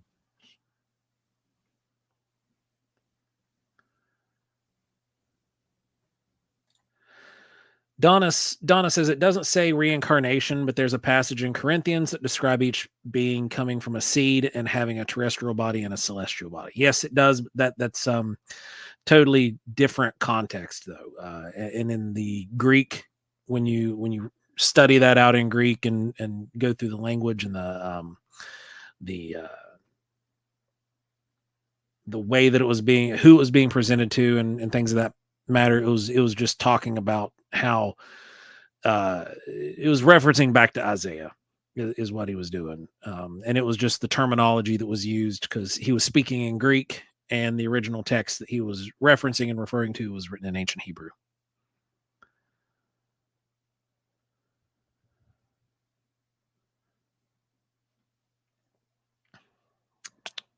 Beth says, oh, I never thought about it, but when mom saw hers, Mama does not long after, she was watching Mama because she was sick, talking about the doppelgangers.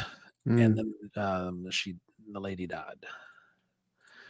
Ada says, before my daddy passed away, he said he will here for a couple weeks, and sure enough, he passed away in 2 weeks. Mm-hmm. I found him that morning. Oh man, that's rough. That's just pretty common though, for real. It is. It's just never fun finding. It's extreme. I don't mean finding them. I'm talking about they know, they know, and that's again. I think that's a life well lived when that happens, and it's not just out of the blue kind of thing, when you are, I guess, one with that energy and consciousness, and are able to actually know the transfer is about to happen. I don't think I mentioned it on here, but my mom predicted the actual day that she was going to pass away. Oh, really? About a month before she was gone, she had already kind of started to, be out of it a little bit.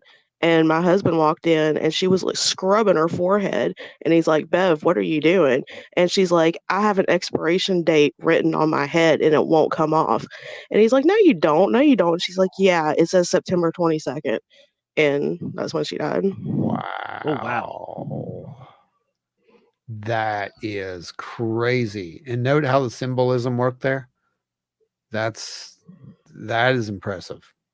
So that is the conscious mind trying to rationalize with this knowledge that's coming from somewhere, and putting it into ways that she could understand it. The expiration date, that's amazing. Yeah, it freaked us all out pretty well because that date came and, we're like, okay, it's not going to happen. And then it did. That is absolutely amazing. Oz in the Woods says about 2 weeks before my mom died, she wasn't sick. She told me she kept waking up to see her old dog in her room, bathed in white light. She said she knew she must be dreaming, but it seemed real.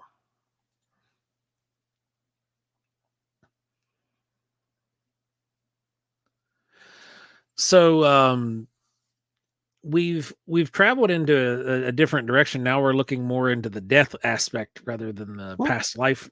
Well, I mean, it's related. That's what people don't understand. Like, life all and this death is are related. intertwined. It's not only that, a lot of these subjects are intertwined.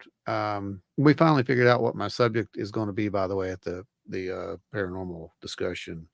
I'll be doing out of body experiences and remote viewing, and it's related to near death. It's related to all that stuff, the energy.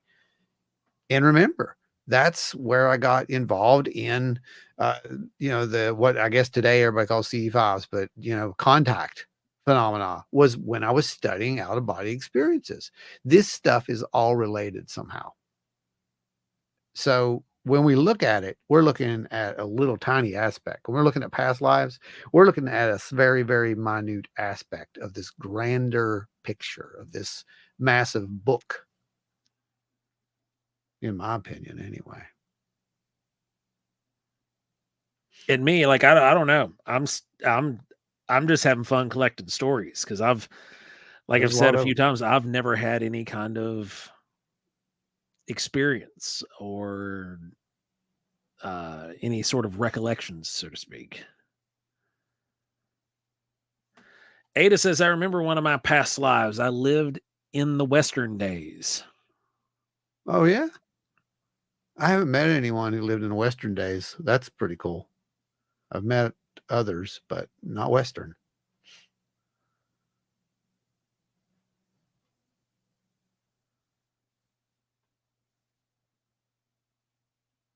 I think there's balances. You have to take something from all those lives and put it together for whatever reason. Joe, you've just divorced yourself from your past lives. That's what it is. Maybe.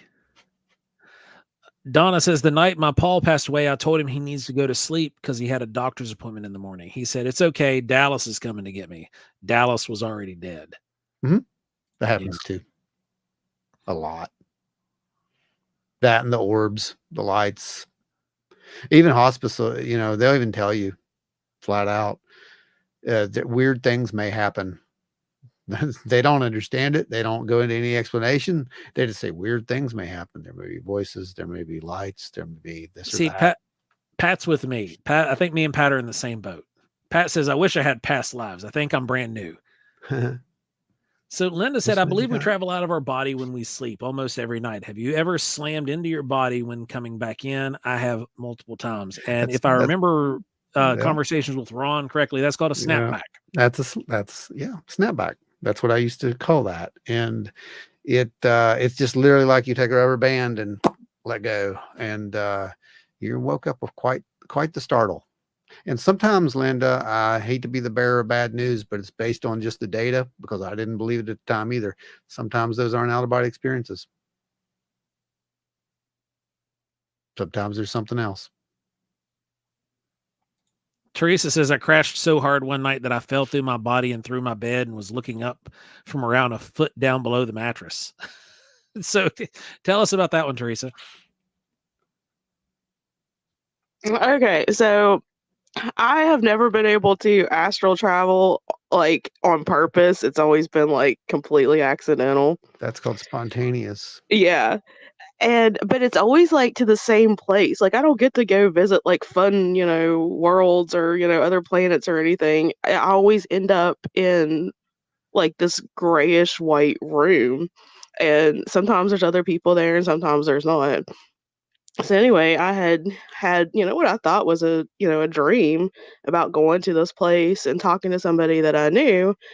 And when I came back, I mean, it really just felt like, I mean, it physically hurt that I crashed so hard. I mean, it was like I was pulled back really suddenly, and just as I entered my body, I kept going downwards. I didn't, stop Yeah. when, and I didn't get all the way down. It was about a foot down, and then I kind of snapped back up into my body, and then that's when I kind of fully woke up.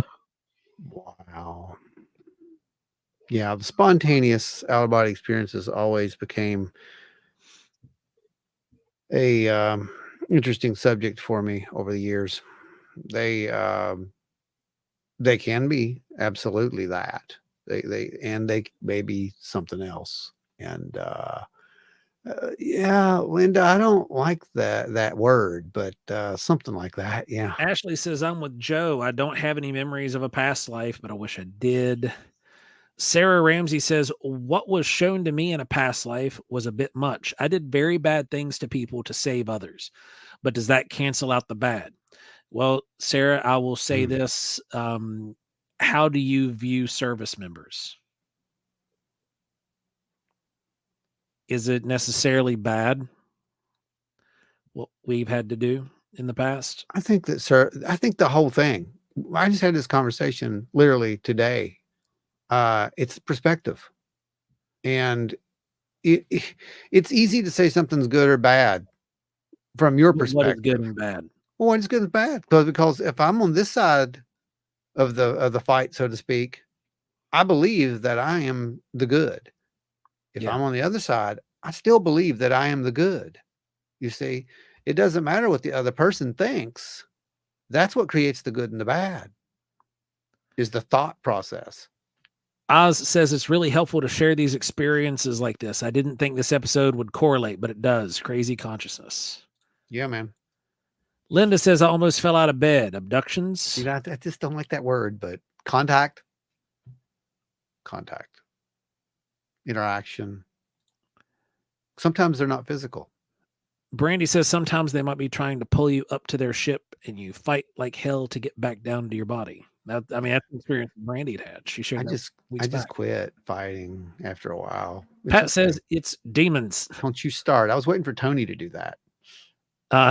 Ashley says, I've never astral traveled, never lucid dreamed, none of the fun stuff. I've lucid dreamed. You want to? Anita Allen says, we have a spirit at my parents' house that does that. It tries to pull you out of your body. It's sketchy. Yeah, a little. Angie says, is it the Hat Man? Brandy says, I have very vivid dreams and can start and stop dreams, but I've never astral traveled. So you're lucid dreaming. Oh, but you could then. Oh, but you could.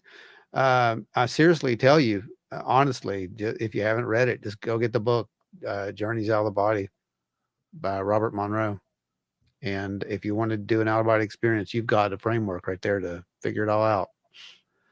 Tony says, when I was a kid, I had a dog named Potato Chip. We gave her to my uncle when we had to move. One night I woke up and told my parents that my dog was dead. Potato Chip had died that very night.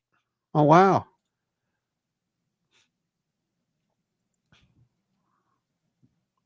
Wow.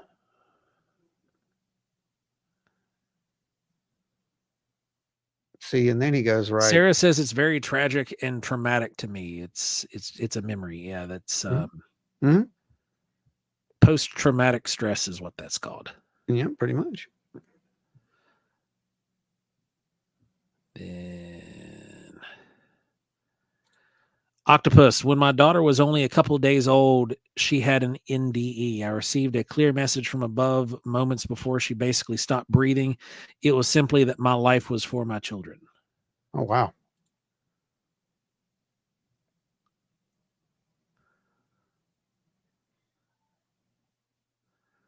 And Pat says, no man chooses evil because it is evil. He only mistakes it for happiness, the good he seeks. Unless you actively know what you're doing is bad and you still do it. Cobra Commander did. I've done it. I'm not going to lie. I'm kidding. I'm messing with you. Yeah, that's a thing into tomorrow's There have been things that I've done in the past that I knew were heinous, and I did them. Yeah. Anger is a heck of a thing.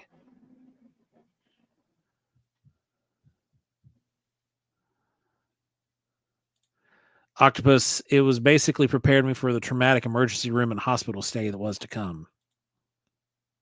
Yeah. Yeah. Then, so Teresa, when you have looked, have you done any more looking into your past life stuff, or was that just like kind of like a one-time thing? And For me personally, yeah, that was kind of a one-time thing. At first, I was real interested in researching past life regression, but I never went under again to try to find anything else out about me personally. right on. Night, Danny. Have a good one, buddy. Thanks for stopping in. Night, Danny. I think I was probably kind of afraid of what I'd find, so I didn't want to go back any further. I mean, that makes sense. Yeah, absolutely. And, I think that's something that people, again, the fear thing, right? I mean, we have to give ourselves permission to do these things, to open those doors, so to speak. If you don't, you're not ready to open the doors. It's kind of like what your mom was doing. She saw it visually and symbolically, but that's exactly what that is. That's the doors.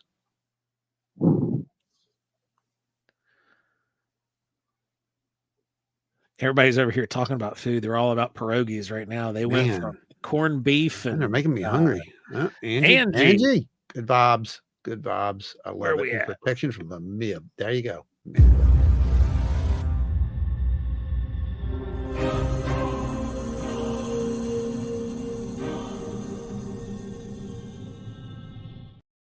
I love the Sky Jellies. Thank you, Angie. You are awesome. Very much appreciated. Every single one of you guys are absolutely awesome and very much appreciated. Donna Ho says, I've accidentally astral traveled and witnessed things that were later confirmed. It's interesting. That's right. That's validation. And when you do that, you have to ask yourself that I did it. Now I'm okay with it now. I'm just going to go with it. If you haven't figured it out yet, if you've been listening to the past 4 or 5 podcasts, I have been accidentally speaking Ancient Alien. And I'm just not gonna, I'm going to go with it. I'm not going to stop myself anymore. It's not accidental. It is accidental. It's 100% accidental. I'm not doing that on purpose. You've just watched every episode 40 I think that's what it is. It is bleeding through. I know. It's like, yeah. Linda says she's having Fritos and beer. That sounds good. I'm down for some Fritos and beer. But yeah, as far as it goes, Larry coming in high.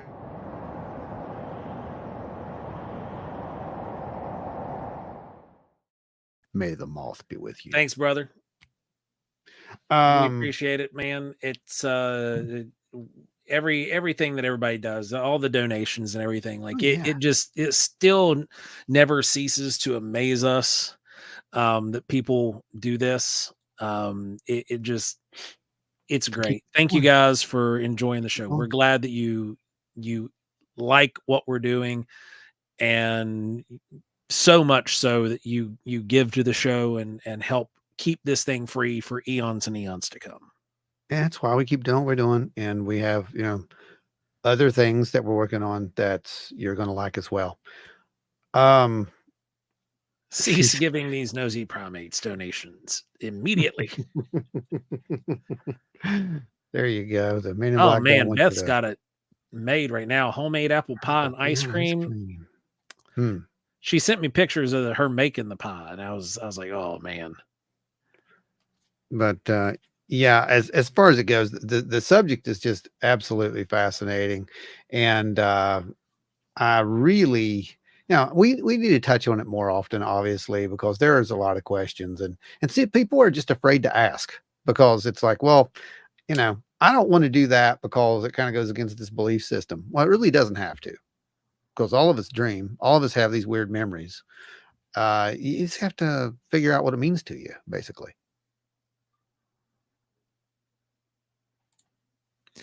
Linda says, I went traveling one night as a teenager. I went to visit my cousins who shared a bedroom. I knew I was coming. One knew I was coming. The other one didn't. I traced like a small orb around their light. One cousin tried to smack me. The other one said, stop. That's Linda.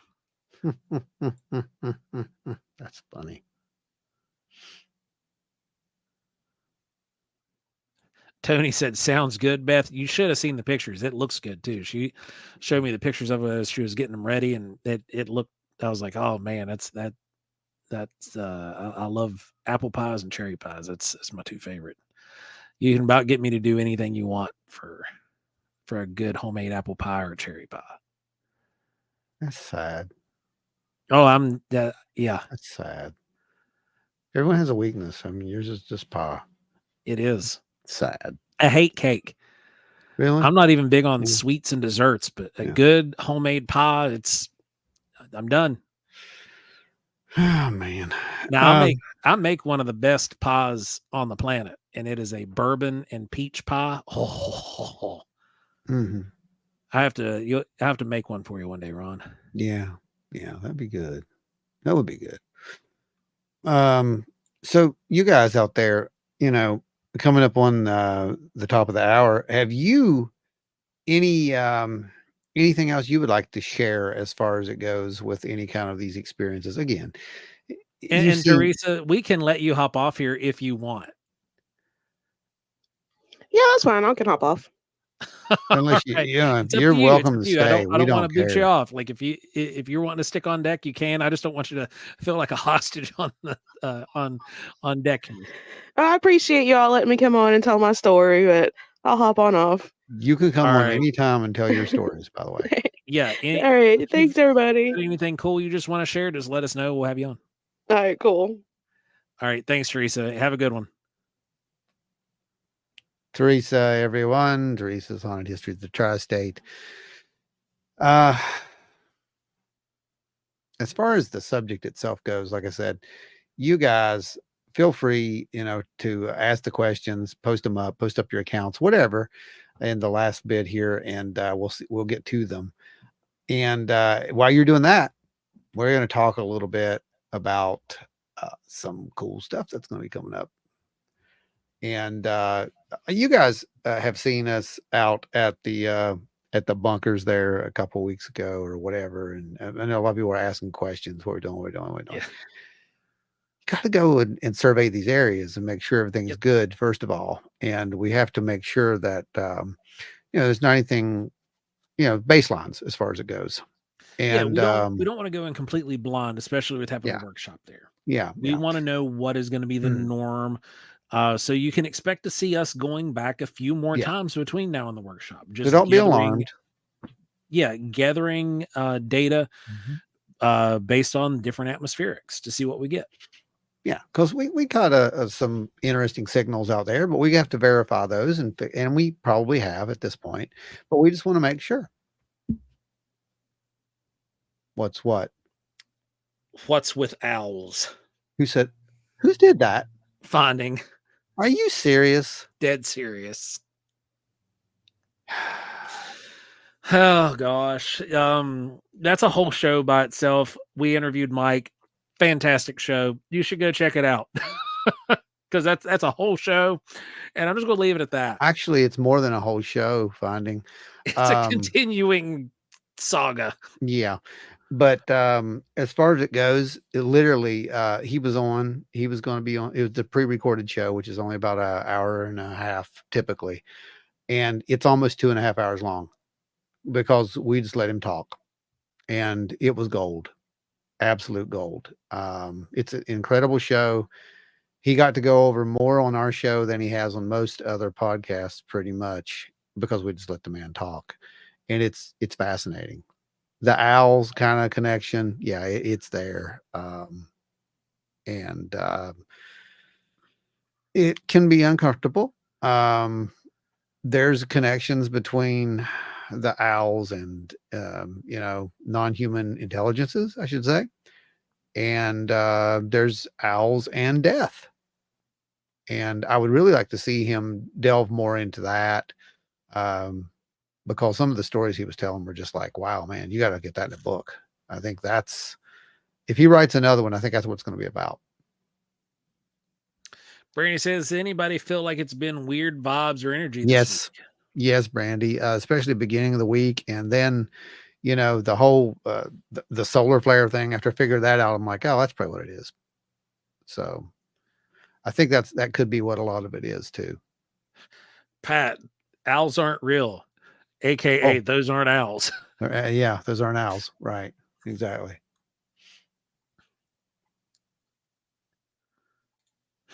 Jamie, owl topic. That's a hoot. Yeah, right. But owls. Sometimes they're not owls. Dudes, I have a freaking disembodied voice telling what I believe are owls to follow us.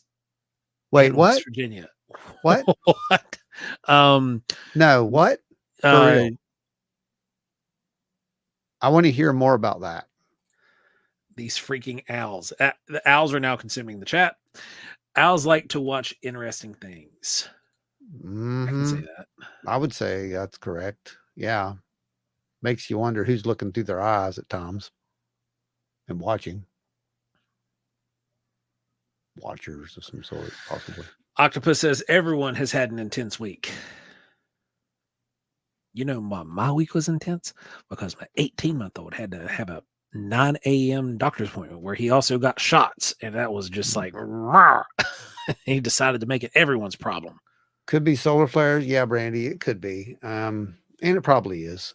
And I think no, owls are not demons. Tony, stop. But yeah, owls are definitely a thing. I mean, you definitely want to pay attention if you see them. Let's put it that way.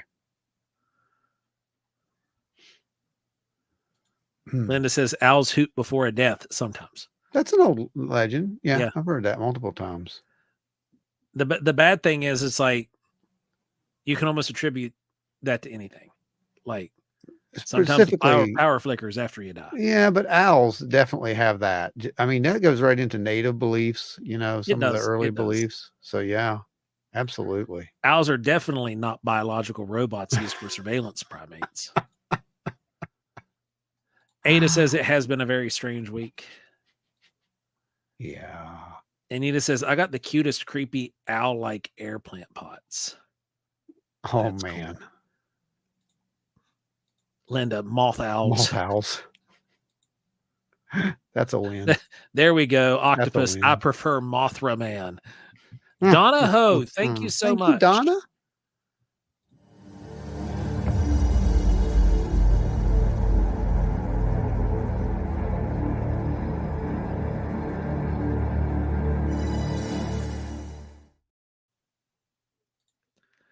Eyes in the Woods says, what if you're surrounded by owls who show off in front of your cameras? I would ask if you were putting your cameras in Kanawha State Forest because that happens a lot. Ron, you're back. Yeah, I see that. We were kidding, primates. Owls are not real. It's all in your big brains. That's hilarious. Ada says, I have a picture of an owl. You can see me and another person in its eyes. I mean, owls. What can we say about owls? We could do a whole show about owls, and we did, but we could do a whole. We could definitely. Do you guys want to do an owl show? Just let us know. We might as well. If you want to do that next week, we can make the whole show about owl and owl experiences. And now, for anybody, this master naturalist talking here. For anybody who's interested in owls, now's the time to go look for them because it's breeding season. And if they know that. You might see something besides just owls. So Man. Donahoe, Eyes in the Woods. I would love to see owls showing off. For me, if you go out in the woods right now, you'll be able to catch real owls. And maybe not real owls. And maybe not.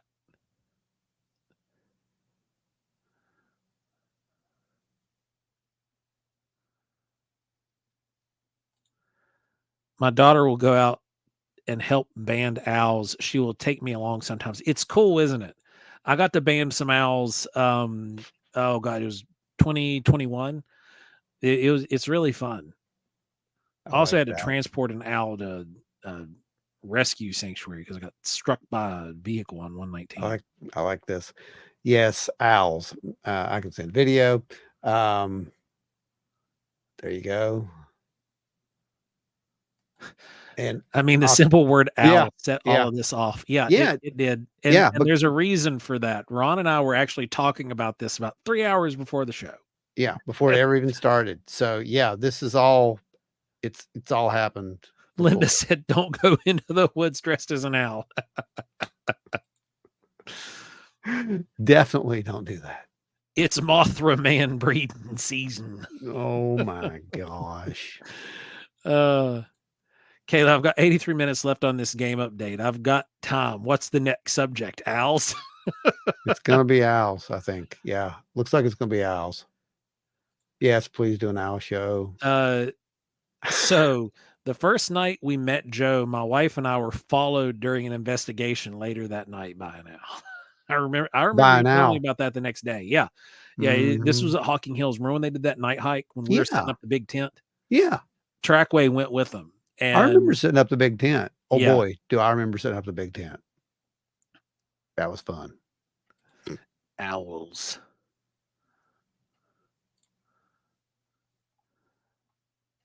Pretty sure our Master Naturalist group won't do anything cool. That sucks. Ours is fun. Like we're actually been a part of like several really, really cool things. Brandy said, yes, she's a wildlife WVU grad and remained friends with the guys. So is she working with well, if it's Raptors, she's working with the guys out of Elkins. So she knows some of the same people that Ron and I both know indirectly.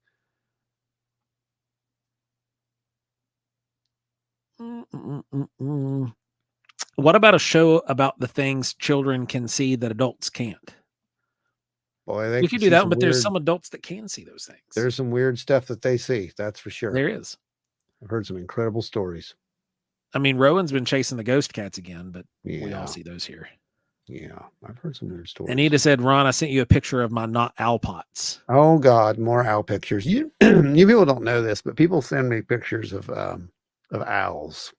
Ever since we started doing the show, I'll get messages. And sometimes they're real owls, sometimes they're art owls. And sometimes they just do it to be funny or cruel. I'm not sure which. Finding the Trackway said, Oz and I were talking about owls just before the show. Now that's how it works. So owls. Yeah. So let's freaking owls. Well, yeah, right. So let's think about that just for 2 seconds here, really quick, before we go away from the subject. Pat says, I only want to see an owl if it brings my letter for Hogwarts. Question is, that's two of us who were having owl conversations, right? Today. That's what we're hearing, right? At least two of us. So within the past, what is it? 78 hours, 3 days. In the past 3 days, how many here has had an owl sighting or an owl experience other than us two? No, actually, I saw an owl here at the house the other day. Okay. But I live in the woods. Right. So we are now, Ashley. I don't know why, but we are, because it's a collective conscious thing. Are we talking about owls? Yes. Agreed, Ada. I love owls. Oh, yeah, they're amazing. Owls are such amazing creatures. It's like one of the craziest things, if nobody knows, owls don't have buttholes. So they have to They puke their food up. They're not their food, but they're, owl pellets. And it looks rather traumatic. If you've ever watched a video of an owl producing an owl pellet, it's not something like, I don't want to get reincarnated as an owl. I don't know why, but you ruin everything. It's like a gift. I know, it's right? your gift to humanity. It is. There'll be an important conversation and you'll start talking about owls. Owl pellets. Not being able to crap. Right? Tommy says, I heard peepers here 2 nights ago when it froze up again, and now I hear the owls. Yeah, they're probably eating the crap out of the bugs and frogs that got out and got suspended. Yeah, probably. But then again, where you live, Tommy, owls. Yeah. So go ahead, Ron. Go ahead. No, there are owls and there are, like you just said, owls. Yeah. And, we're trying to see the synchronicities. That's what I was looking for here. Octopus says, I saw a ghost more or less like that, but the sheet type ghost when I was really young, maybe 4, speaking of trauma. Oh, wow.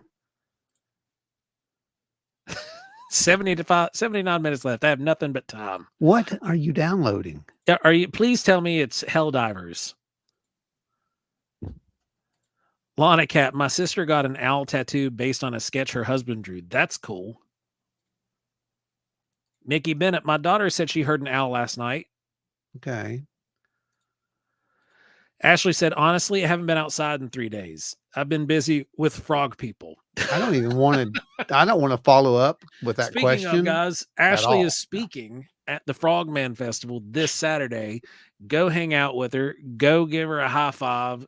Tell her you love her. And all that good stuff.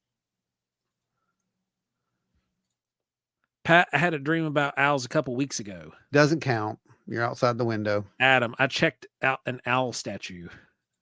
You don't count, period. You're way outside. Randy says, I heard an owl. That counts. Okay. Owl pellets. See, I'm not the only one. Owls are awesome unless they're following you. Yeah, then I tell you, so with the Master Naturalist group, I was doing a night hike, doing a nocturnal night hike, and we got tracked by 2 owls. They were barred owls, but then all of a sudden we heard the most terrifying scream, which I knew what it was. Everybody else freaked out, and I was like, guys, no, don't freak out. That's just a rabbit dying. That's the sound of rabbit murder. And everybody was like, what? And then out of nowhere, which is out of place, a huge barn owl flies overhead. We don't know why there was a barn owl where we were, but alas, look, I found someone who's even worse than you when it comes to. See, no, I did that as a kid. Oh, I just quit. I did. I would get owl pellet. My grandpa would get me owl pellets and stuff like that, like in science kits, and then I would make stuff out of the bones. I'm not doing this. It's really fun. You can try to assemble like the full mouse and pin the bones. It's not doing this. This is a bad Ashley dream. Hill, crows. I had crows screaming outside my window earlier today. That's good. I love crows. That's a good luck. Crows are my jam. Those are my favorite birds out in anywhere. Can they crap? Yes. Normally? Yeah, massively. Okay. It's like pterodactyl poo. Making sure. Just want to make sure. Octopus with no friends. Within the last week, I've heard the local owls outside at night. It's because love is in the air everywhere you look around. Watch that Dirty Jobs, Joe. Jamie Snell, I've never seen an owl in the wild. Well, you might get a chance at the McClintock Wildlife Management Area during the TNT thing because there's a huge pond near where we're going to be. And I have heard owls there. It might be an owl. Maybe owls. Maybe owls. We'll test it to make sure. Yep. Anita says, I make art out of the bones and owl pellets. That is awesome. Owls' wings are hollow. You cannot hear them fly. That's the most birds' wings and bones are hollow, but the owls' feathers, the shape of their feathers, and all that goes into why they are silent flyers. They're absolutely a trip.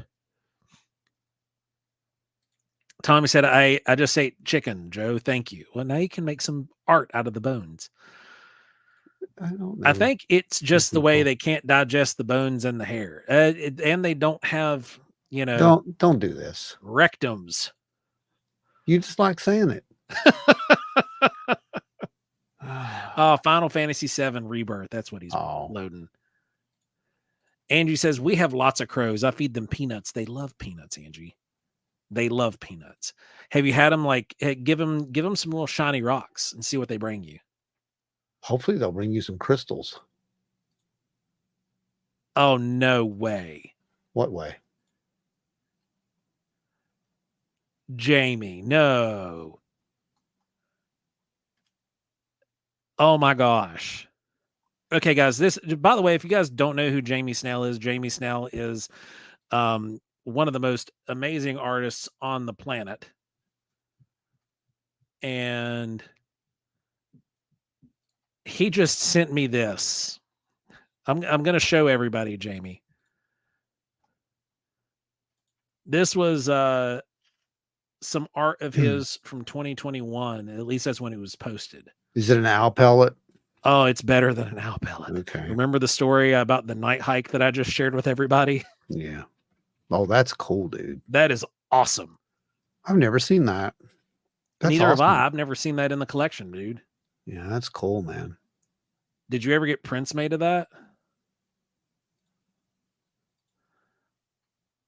That is really cool. And Edith says, I have a screech owl in the backyard. Oh, God.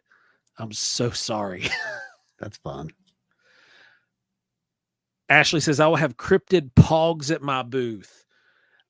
Pogs. You can't get them anywhere else. These are exclusive to the Wednesdays We Talk Weird booth while supplies last. That is epic. That's too cool. In spite of common misconceptions, yes, owls do have a cloaca. They have a cloaca, but they don't use it to do the. Oh, don't do this. The cloaca is stop. It's there for the just stop for the diddler. Stop. Pat, Sarah says yes, very attached to crows. Yeah, me too. They pop up everywhere for me and even give me feathers. Donna says I love owls and have had an interesting owl experiences. That's awesome. Yeah, they're cool.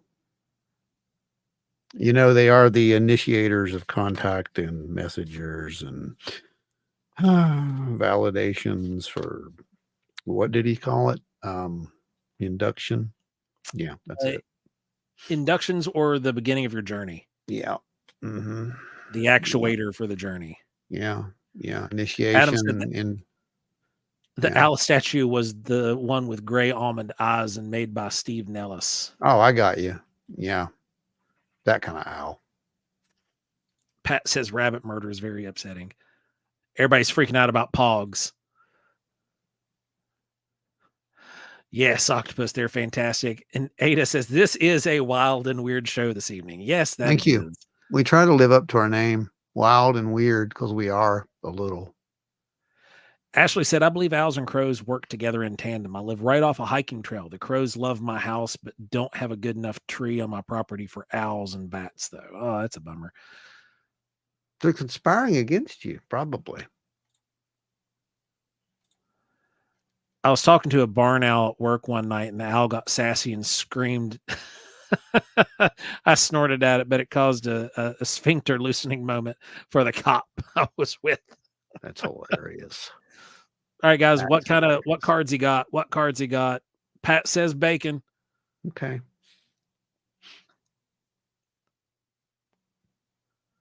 I mean, I don't know how y'all aren't seeing just owl pellets at this point. So I know, right? Octopus can't. Why can't everything else poop but not owls? No prints were made. No prints were made. Finding said it was a commission an hour ago. There you go. Well, that's pretty funny. Everybody's saying bacon, bacon, bacon, bacon, square. Adam says square. Square? Okay. Okay. I think that's good. You ready? Here we go. Yep. Who had this? Plus sign. Nobody. Yeah, but look here. The star. I don't see anybody with a star. Oh, I do. Where? Finding the Trackway. An hour ago. Oh, yep. I had star an hour ago. an hour. Yeah, because ago. finding the trackway and Oz will just randomly like spout off a shape like at the beginning. Well, they're of the learning. show. They're learning. That's how it works. Yeah. Trying to condition This you owl guys. conversation is just regurgitating facts. Wah, wah, wah. Best dad jokes of the night award go to It's Jameson. sad. That is so sad. You know what that gets you? You know what that gets?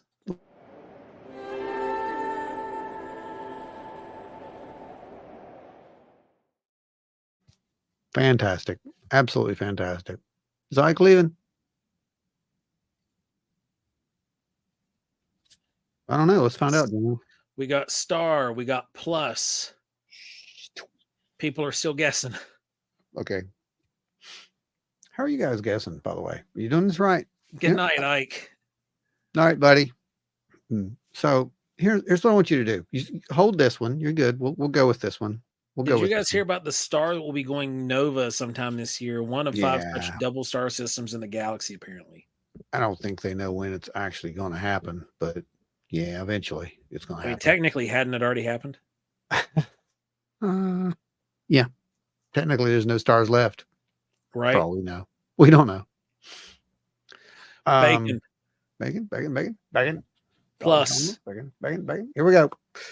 Square. I'm going to pull this one and. Jen says circle. Square. It's a square. Finding the trackways 2 for 2 tonight. 2 for 2, buddy. Good job. So here's what I want you to do. First of all, I want you to clear your minds because that's important. And that means getting all the owl crap out of, right now. That's what that means right now. So what we're going to do is we're going to clear your minds, right? So whatever you need to do, you need to clear your minds. However you do that, whether you close your eyes and count, backwards from 10, I don't care, whatever it is. So let's do that. Yeah, let's do that. Everybody, every single one of you. I swear this is not some cult thing. This is not some voodoo or hoodoo or magic. This is shut up. This is basically your chance to see if you can actually tap into what's in here or out there or whatever it is. Anyway, so close your eyes and start counting backwards from 10.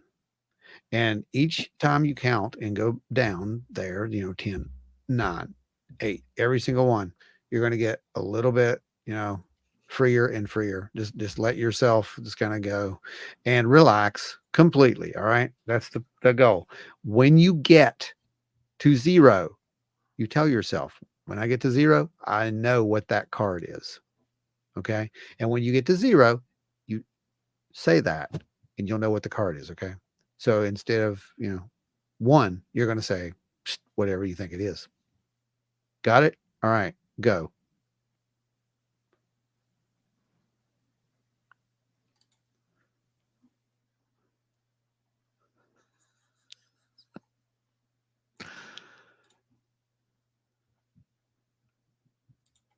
We've got star. We've got star plus figure 8.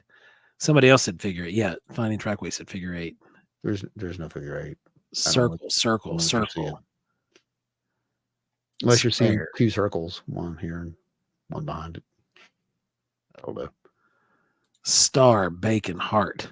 Oh yeah. See, there's no heart, Beth. You're just gone. Beth's just making it up as she goes. You're just out. Get out. All right, here we go. Ready? All bets all done? Everybody's done.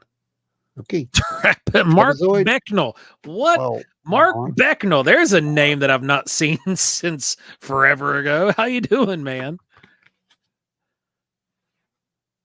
I mean, technically, square people got it right. The square people got it right. So we got 1.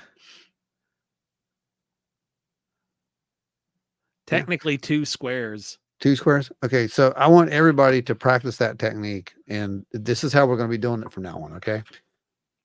Just like that. So we're going to count backwards from 10. And you're going to tell yourself, when I get to 0, I'll know the shape. I'll know the number. I'll know whatever it is, because it may not be a card. I might actually have something else next time. We don't know yet. I'm going to train you guys. We're forming a new team. They're rolling in. Oh, you want? Okay. I think so. All right. Here we go. This is a total blind, and here it is.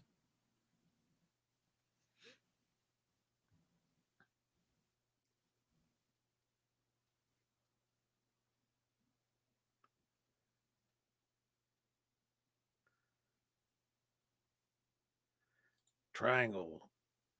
Oh, you should post some of these to guess this week. You should. We got plus, plus, plus, triangle, square, star. Going bacon. There's lines right there. Circle. Man, there's a lot of bacon. Bacon. Linda says I'll pellet for the win.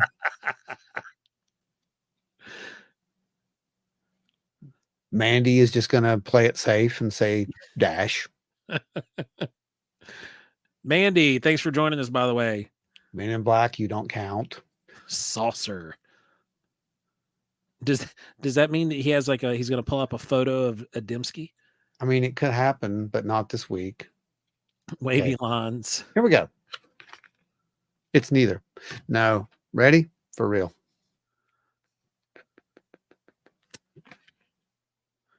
Where's my baconators? Stand up. Stand up, all you baconators. Tommy Swigger, Ashley Hilt, Ada Cox, Angie.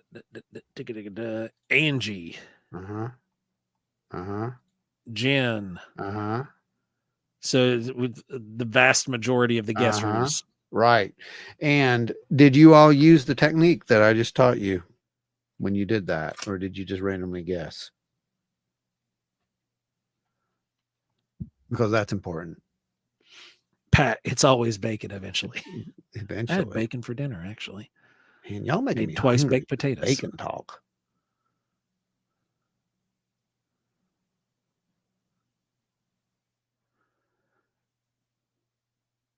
Nikki, it takes me time to warm up. Now it does. It does. Anita, you brought up something I used to do. See you later, Linda. See ya. Thanks for being here. Come back. We definitely want to see you back in here.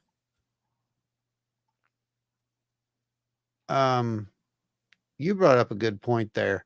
I wanted to see if I called them in reverse order. Now that does happen, but to do it right and get the data the way that we need the data, it has to follow the protocol. And that's why when you come, you guys who are going to be at the workshop, you're just going to have fun. That's what I'm going to tell you. You're going to learn a lot. There's going to be some fun stuff. We're going to be talking about protocols, and we're going to be showing you how it works. And you might accidentally learn how to do some stuff while you're there that might come in handy on investigations in the future. Ashley said, I feel like I always guess what the majority is guessing. Angie says you have to put the card on your forehead and transmit the signal. No, I don't need to see it at all. If I see it, then I've contaminated the experiment. Brandy says, I'm hungry, eating healthy right now, so I'm a little hungry. I feel you. I understand. Today was my cheat day. I have to eat sometimes too. Larry said, I switched my answer. I thought bacon first, but second guessed myself. Oh, see, you can't second guess yourself, Larry. That's why I said, you got to get into you've got to get into the mindset that, first of all, that answer, that first one, you got to be honest with yourself, whether it be wrong or right. You got to be honest with yourself. And then if you do get multiple ones right or you get multiple ones wrong, you can't care. That's when ego comes into play. And when that comes into play, you're out. There's no point. Because you'll think you're going to get it right. You're trying to, show off. That's not how this works.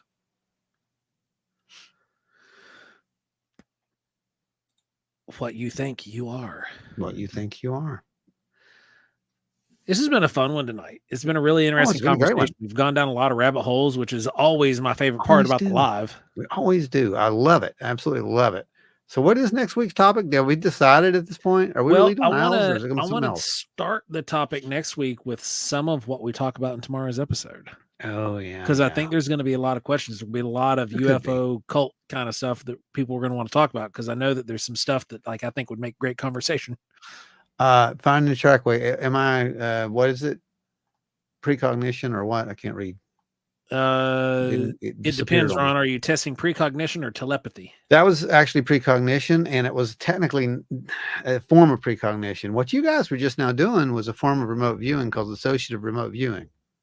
That's what you were doing. Pat says my chakras are obscured tonight, I think. Your chakras are always obscured. Owls. Says, dude, I've been professionally tested with Zener cards. Test so consistently wrong that it's statistically impossible. The test proctor was fascinated. UFO cult, don't get me excited. That's what tomorrow's show's about. We talk about various UFO cults and religions, and but I think next week's live will kick off with that, and then see where we go. I actually had one person I tested years ago. And do you know that somehow, and I don't know how they did it because I've never, ever seen anything like it. They missed all 25 cards. I have never seen anything like that before. Statistically, it is impossible. Pat said too much owl poop tonight. You mean owl pellets, Pat? Owl pellets.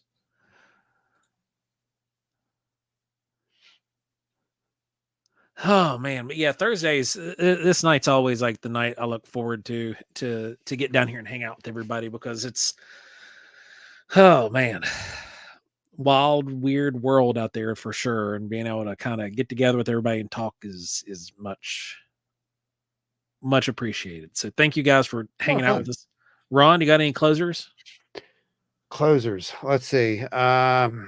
Not that I can really think of. I can't think of any announcements or anything right now. The only announcement we have is, like I said, we've got to, we've got to get back out to TNT. We got to check out a couple of things and get our baselines down so we know what you guys are going to be, doing, and what you should be seeing, I should say. We'll see. Ashley, this is the only live stream I'll watch. I won't schedule recordings on Thursday. Thank you so much. That's massive. Thank you. That is huge. I mean, coming from one host to another, the fact that you avoid, we do the same thing, obviously, because it's there's a few shows that we like to listen to, and specifically, I listen to yours every Wednesday. I make sure I make time for that. And but it's so cool hearing somebody else. It's a host of another show that purposefully schedules around the Thursday just to hang out. It's impressive. It really is. Massive respect for that. And everybody, please do go and check out Ashley. Yeah, absolutely, do. It's on Wednesdays we talk weird. Nikki Bennett, tonight's show is much needed for this crazy week. Agreed. Well, I hope it got you through. You have one more day. It's going to be, Friday here in a couple of hours, which means the weekend's here, and we made it through another one. And do you know it was this is a leap year day, right? Yeah, leap year. Today's leap day. This is our leap day extravaganza. Yeah, it was actually a first for the show. So I'm pretty excited right there. But what's Ashley's show called again? On Wednesdays, we talk weird. You can find it anywhere podcasts are found. We need to get her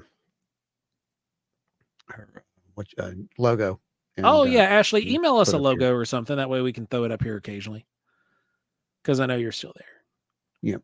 And tomorrow, don't forget, we have the premiere over there, Spooky Appalachia. Yes, the weird, spooky, weird Friday. Yep, the spooky, wild, and weird Friday thing that we do. We've been kind of, trying to help each other out there as well. And that's going to be fun. So he's going to start his around 6 something. You'll see the ad tomorrow morning on the group and wherever else. Share it out when you see that stuff, guys. It helps a lot when you guys share this stuff out. And you did a good job tonight. I know everybody kind of went and messaged everyone and made sure they got here. That's what it may take, because again, these algorithms are just going nuts. The more popular the show becomes, the more you're going to see these notifications for these live shows. Yeah. And if it wasn't a live show, that's cool. But the people who want to be here, this is, we've got to take it upon ourselves, apparently, to, reach out and tell everyone, hey, it's time for the show. But guys, thank you all so much. We appreciate every one of you guys spend the 2.5 hours with us every Thursday night. We always forget this. Also comment on the video. It doesn't matter what it says, just a comment. It feeds the algorithm. She's right. Yeah, 100%. Really yes. So after the video goes back into recirculation, go back and comment on it. Yeah. If you all are here right now and you all do that, it'll be fantastic. Yeah. Just do that. And if you're really bored, Linda, you're still here. Can you drop Ashley's show link? Let me go get it. I'll grab it and put it in there. Yeah. That's why I said we need that, I'll make a little thing and we'll put it down there at the bottom.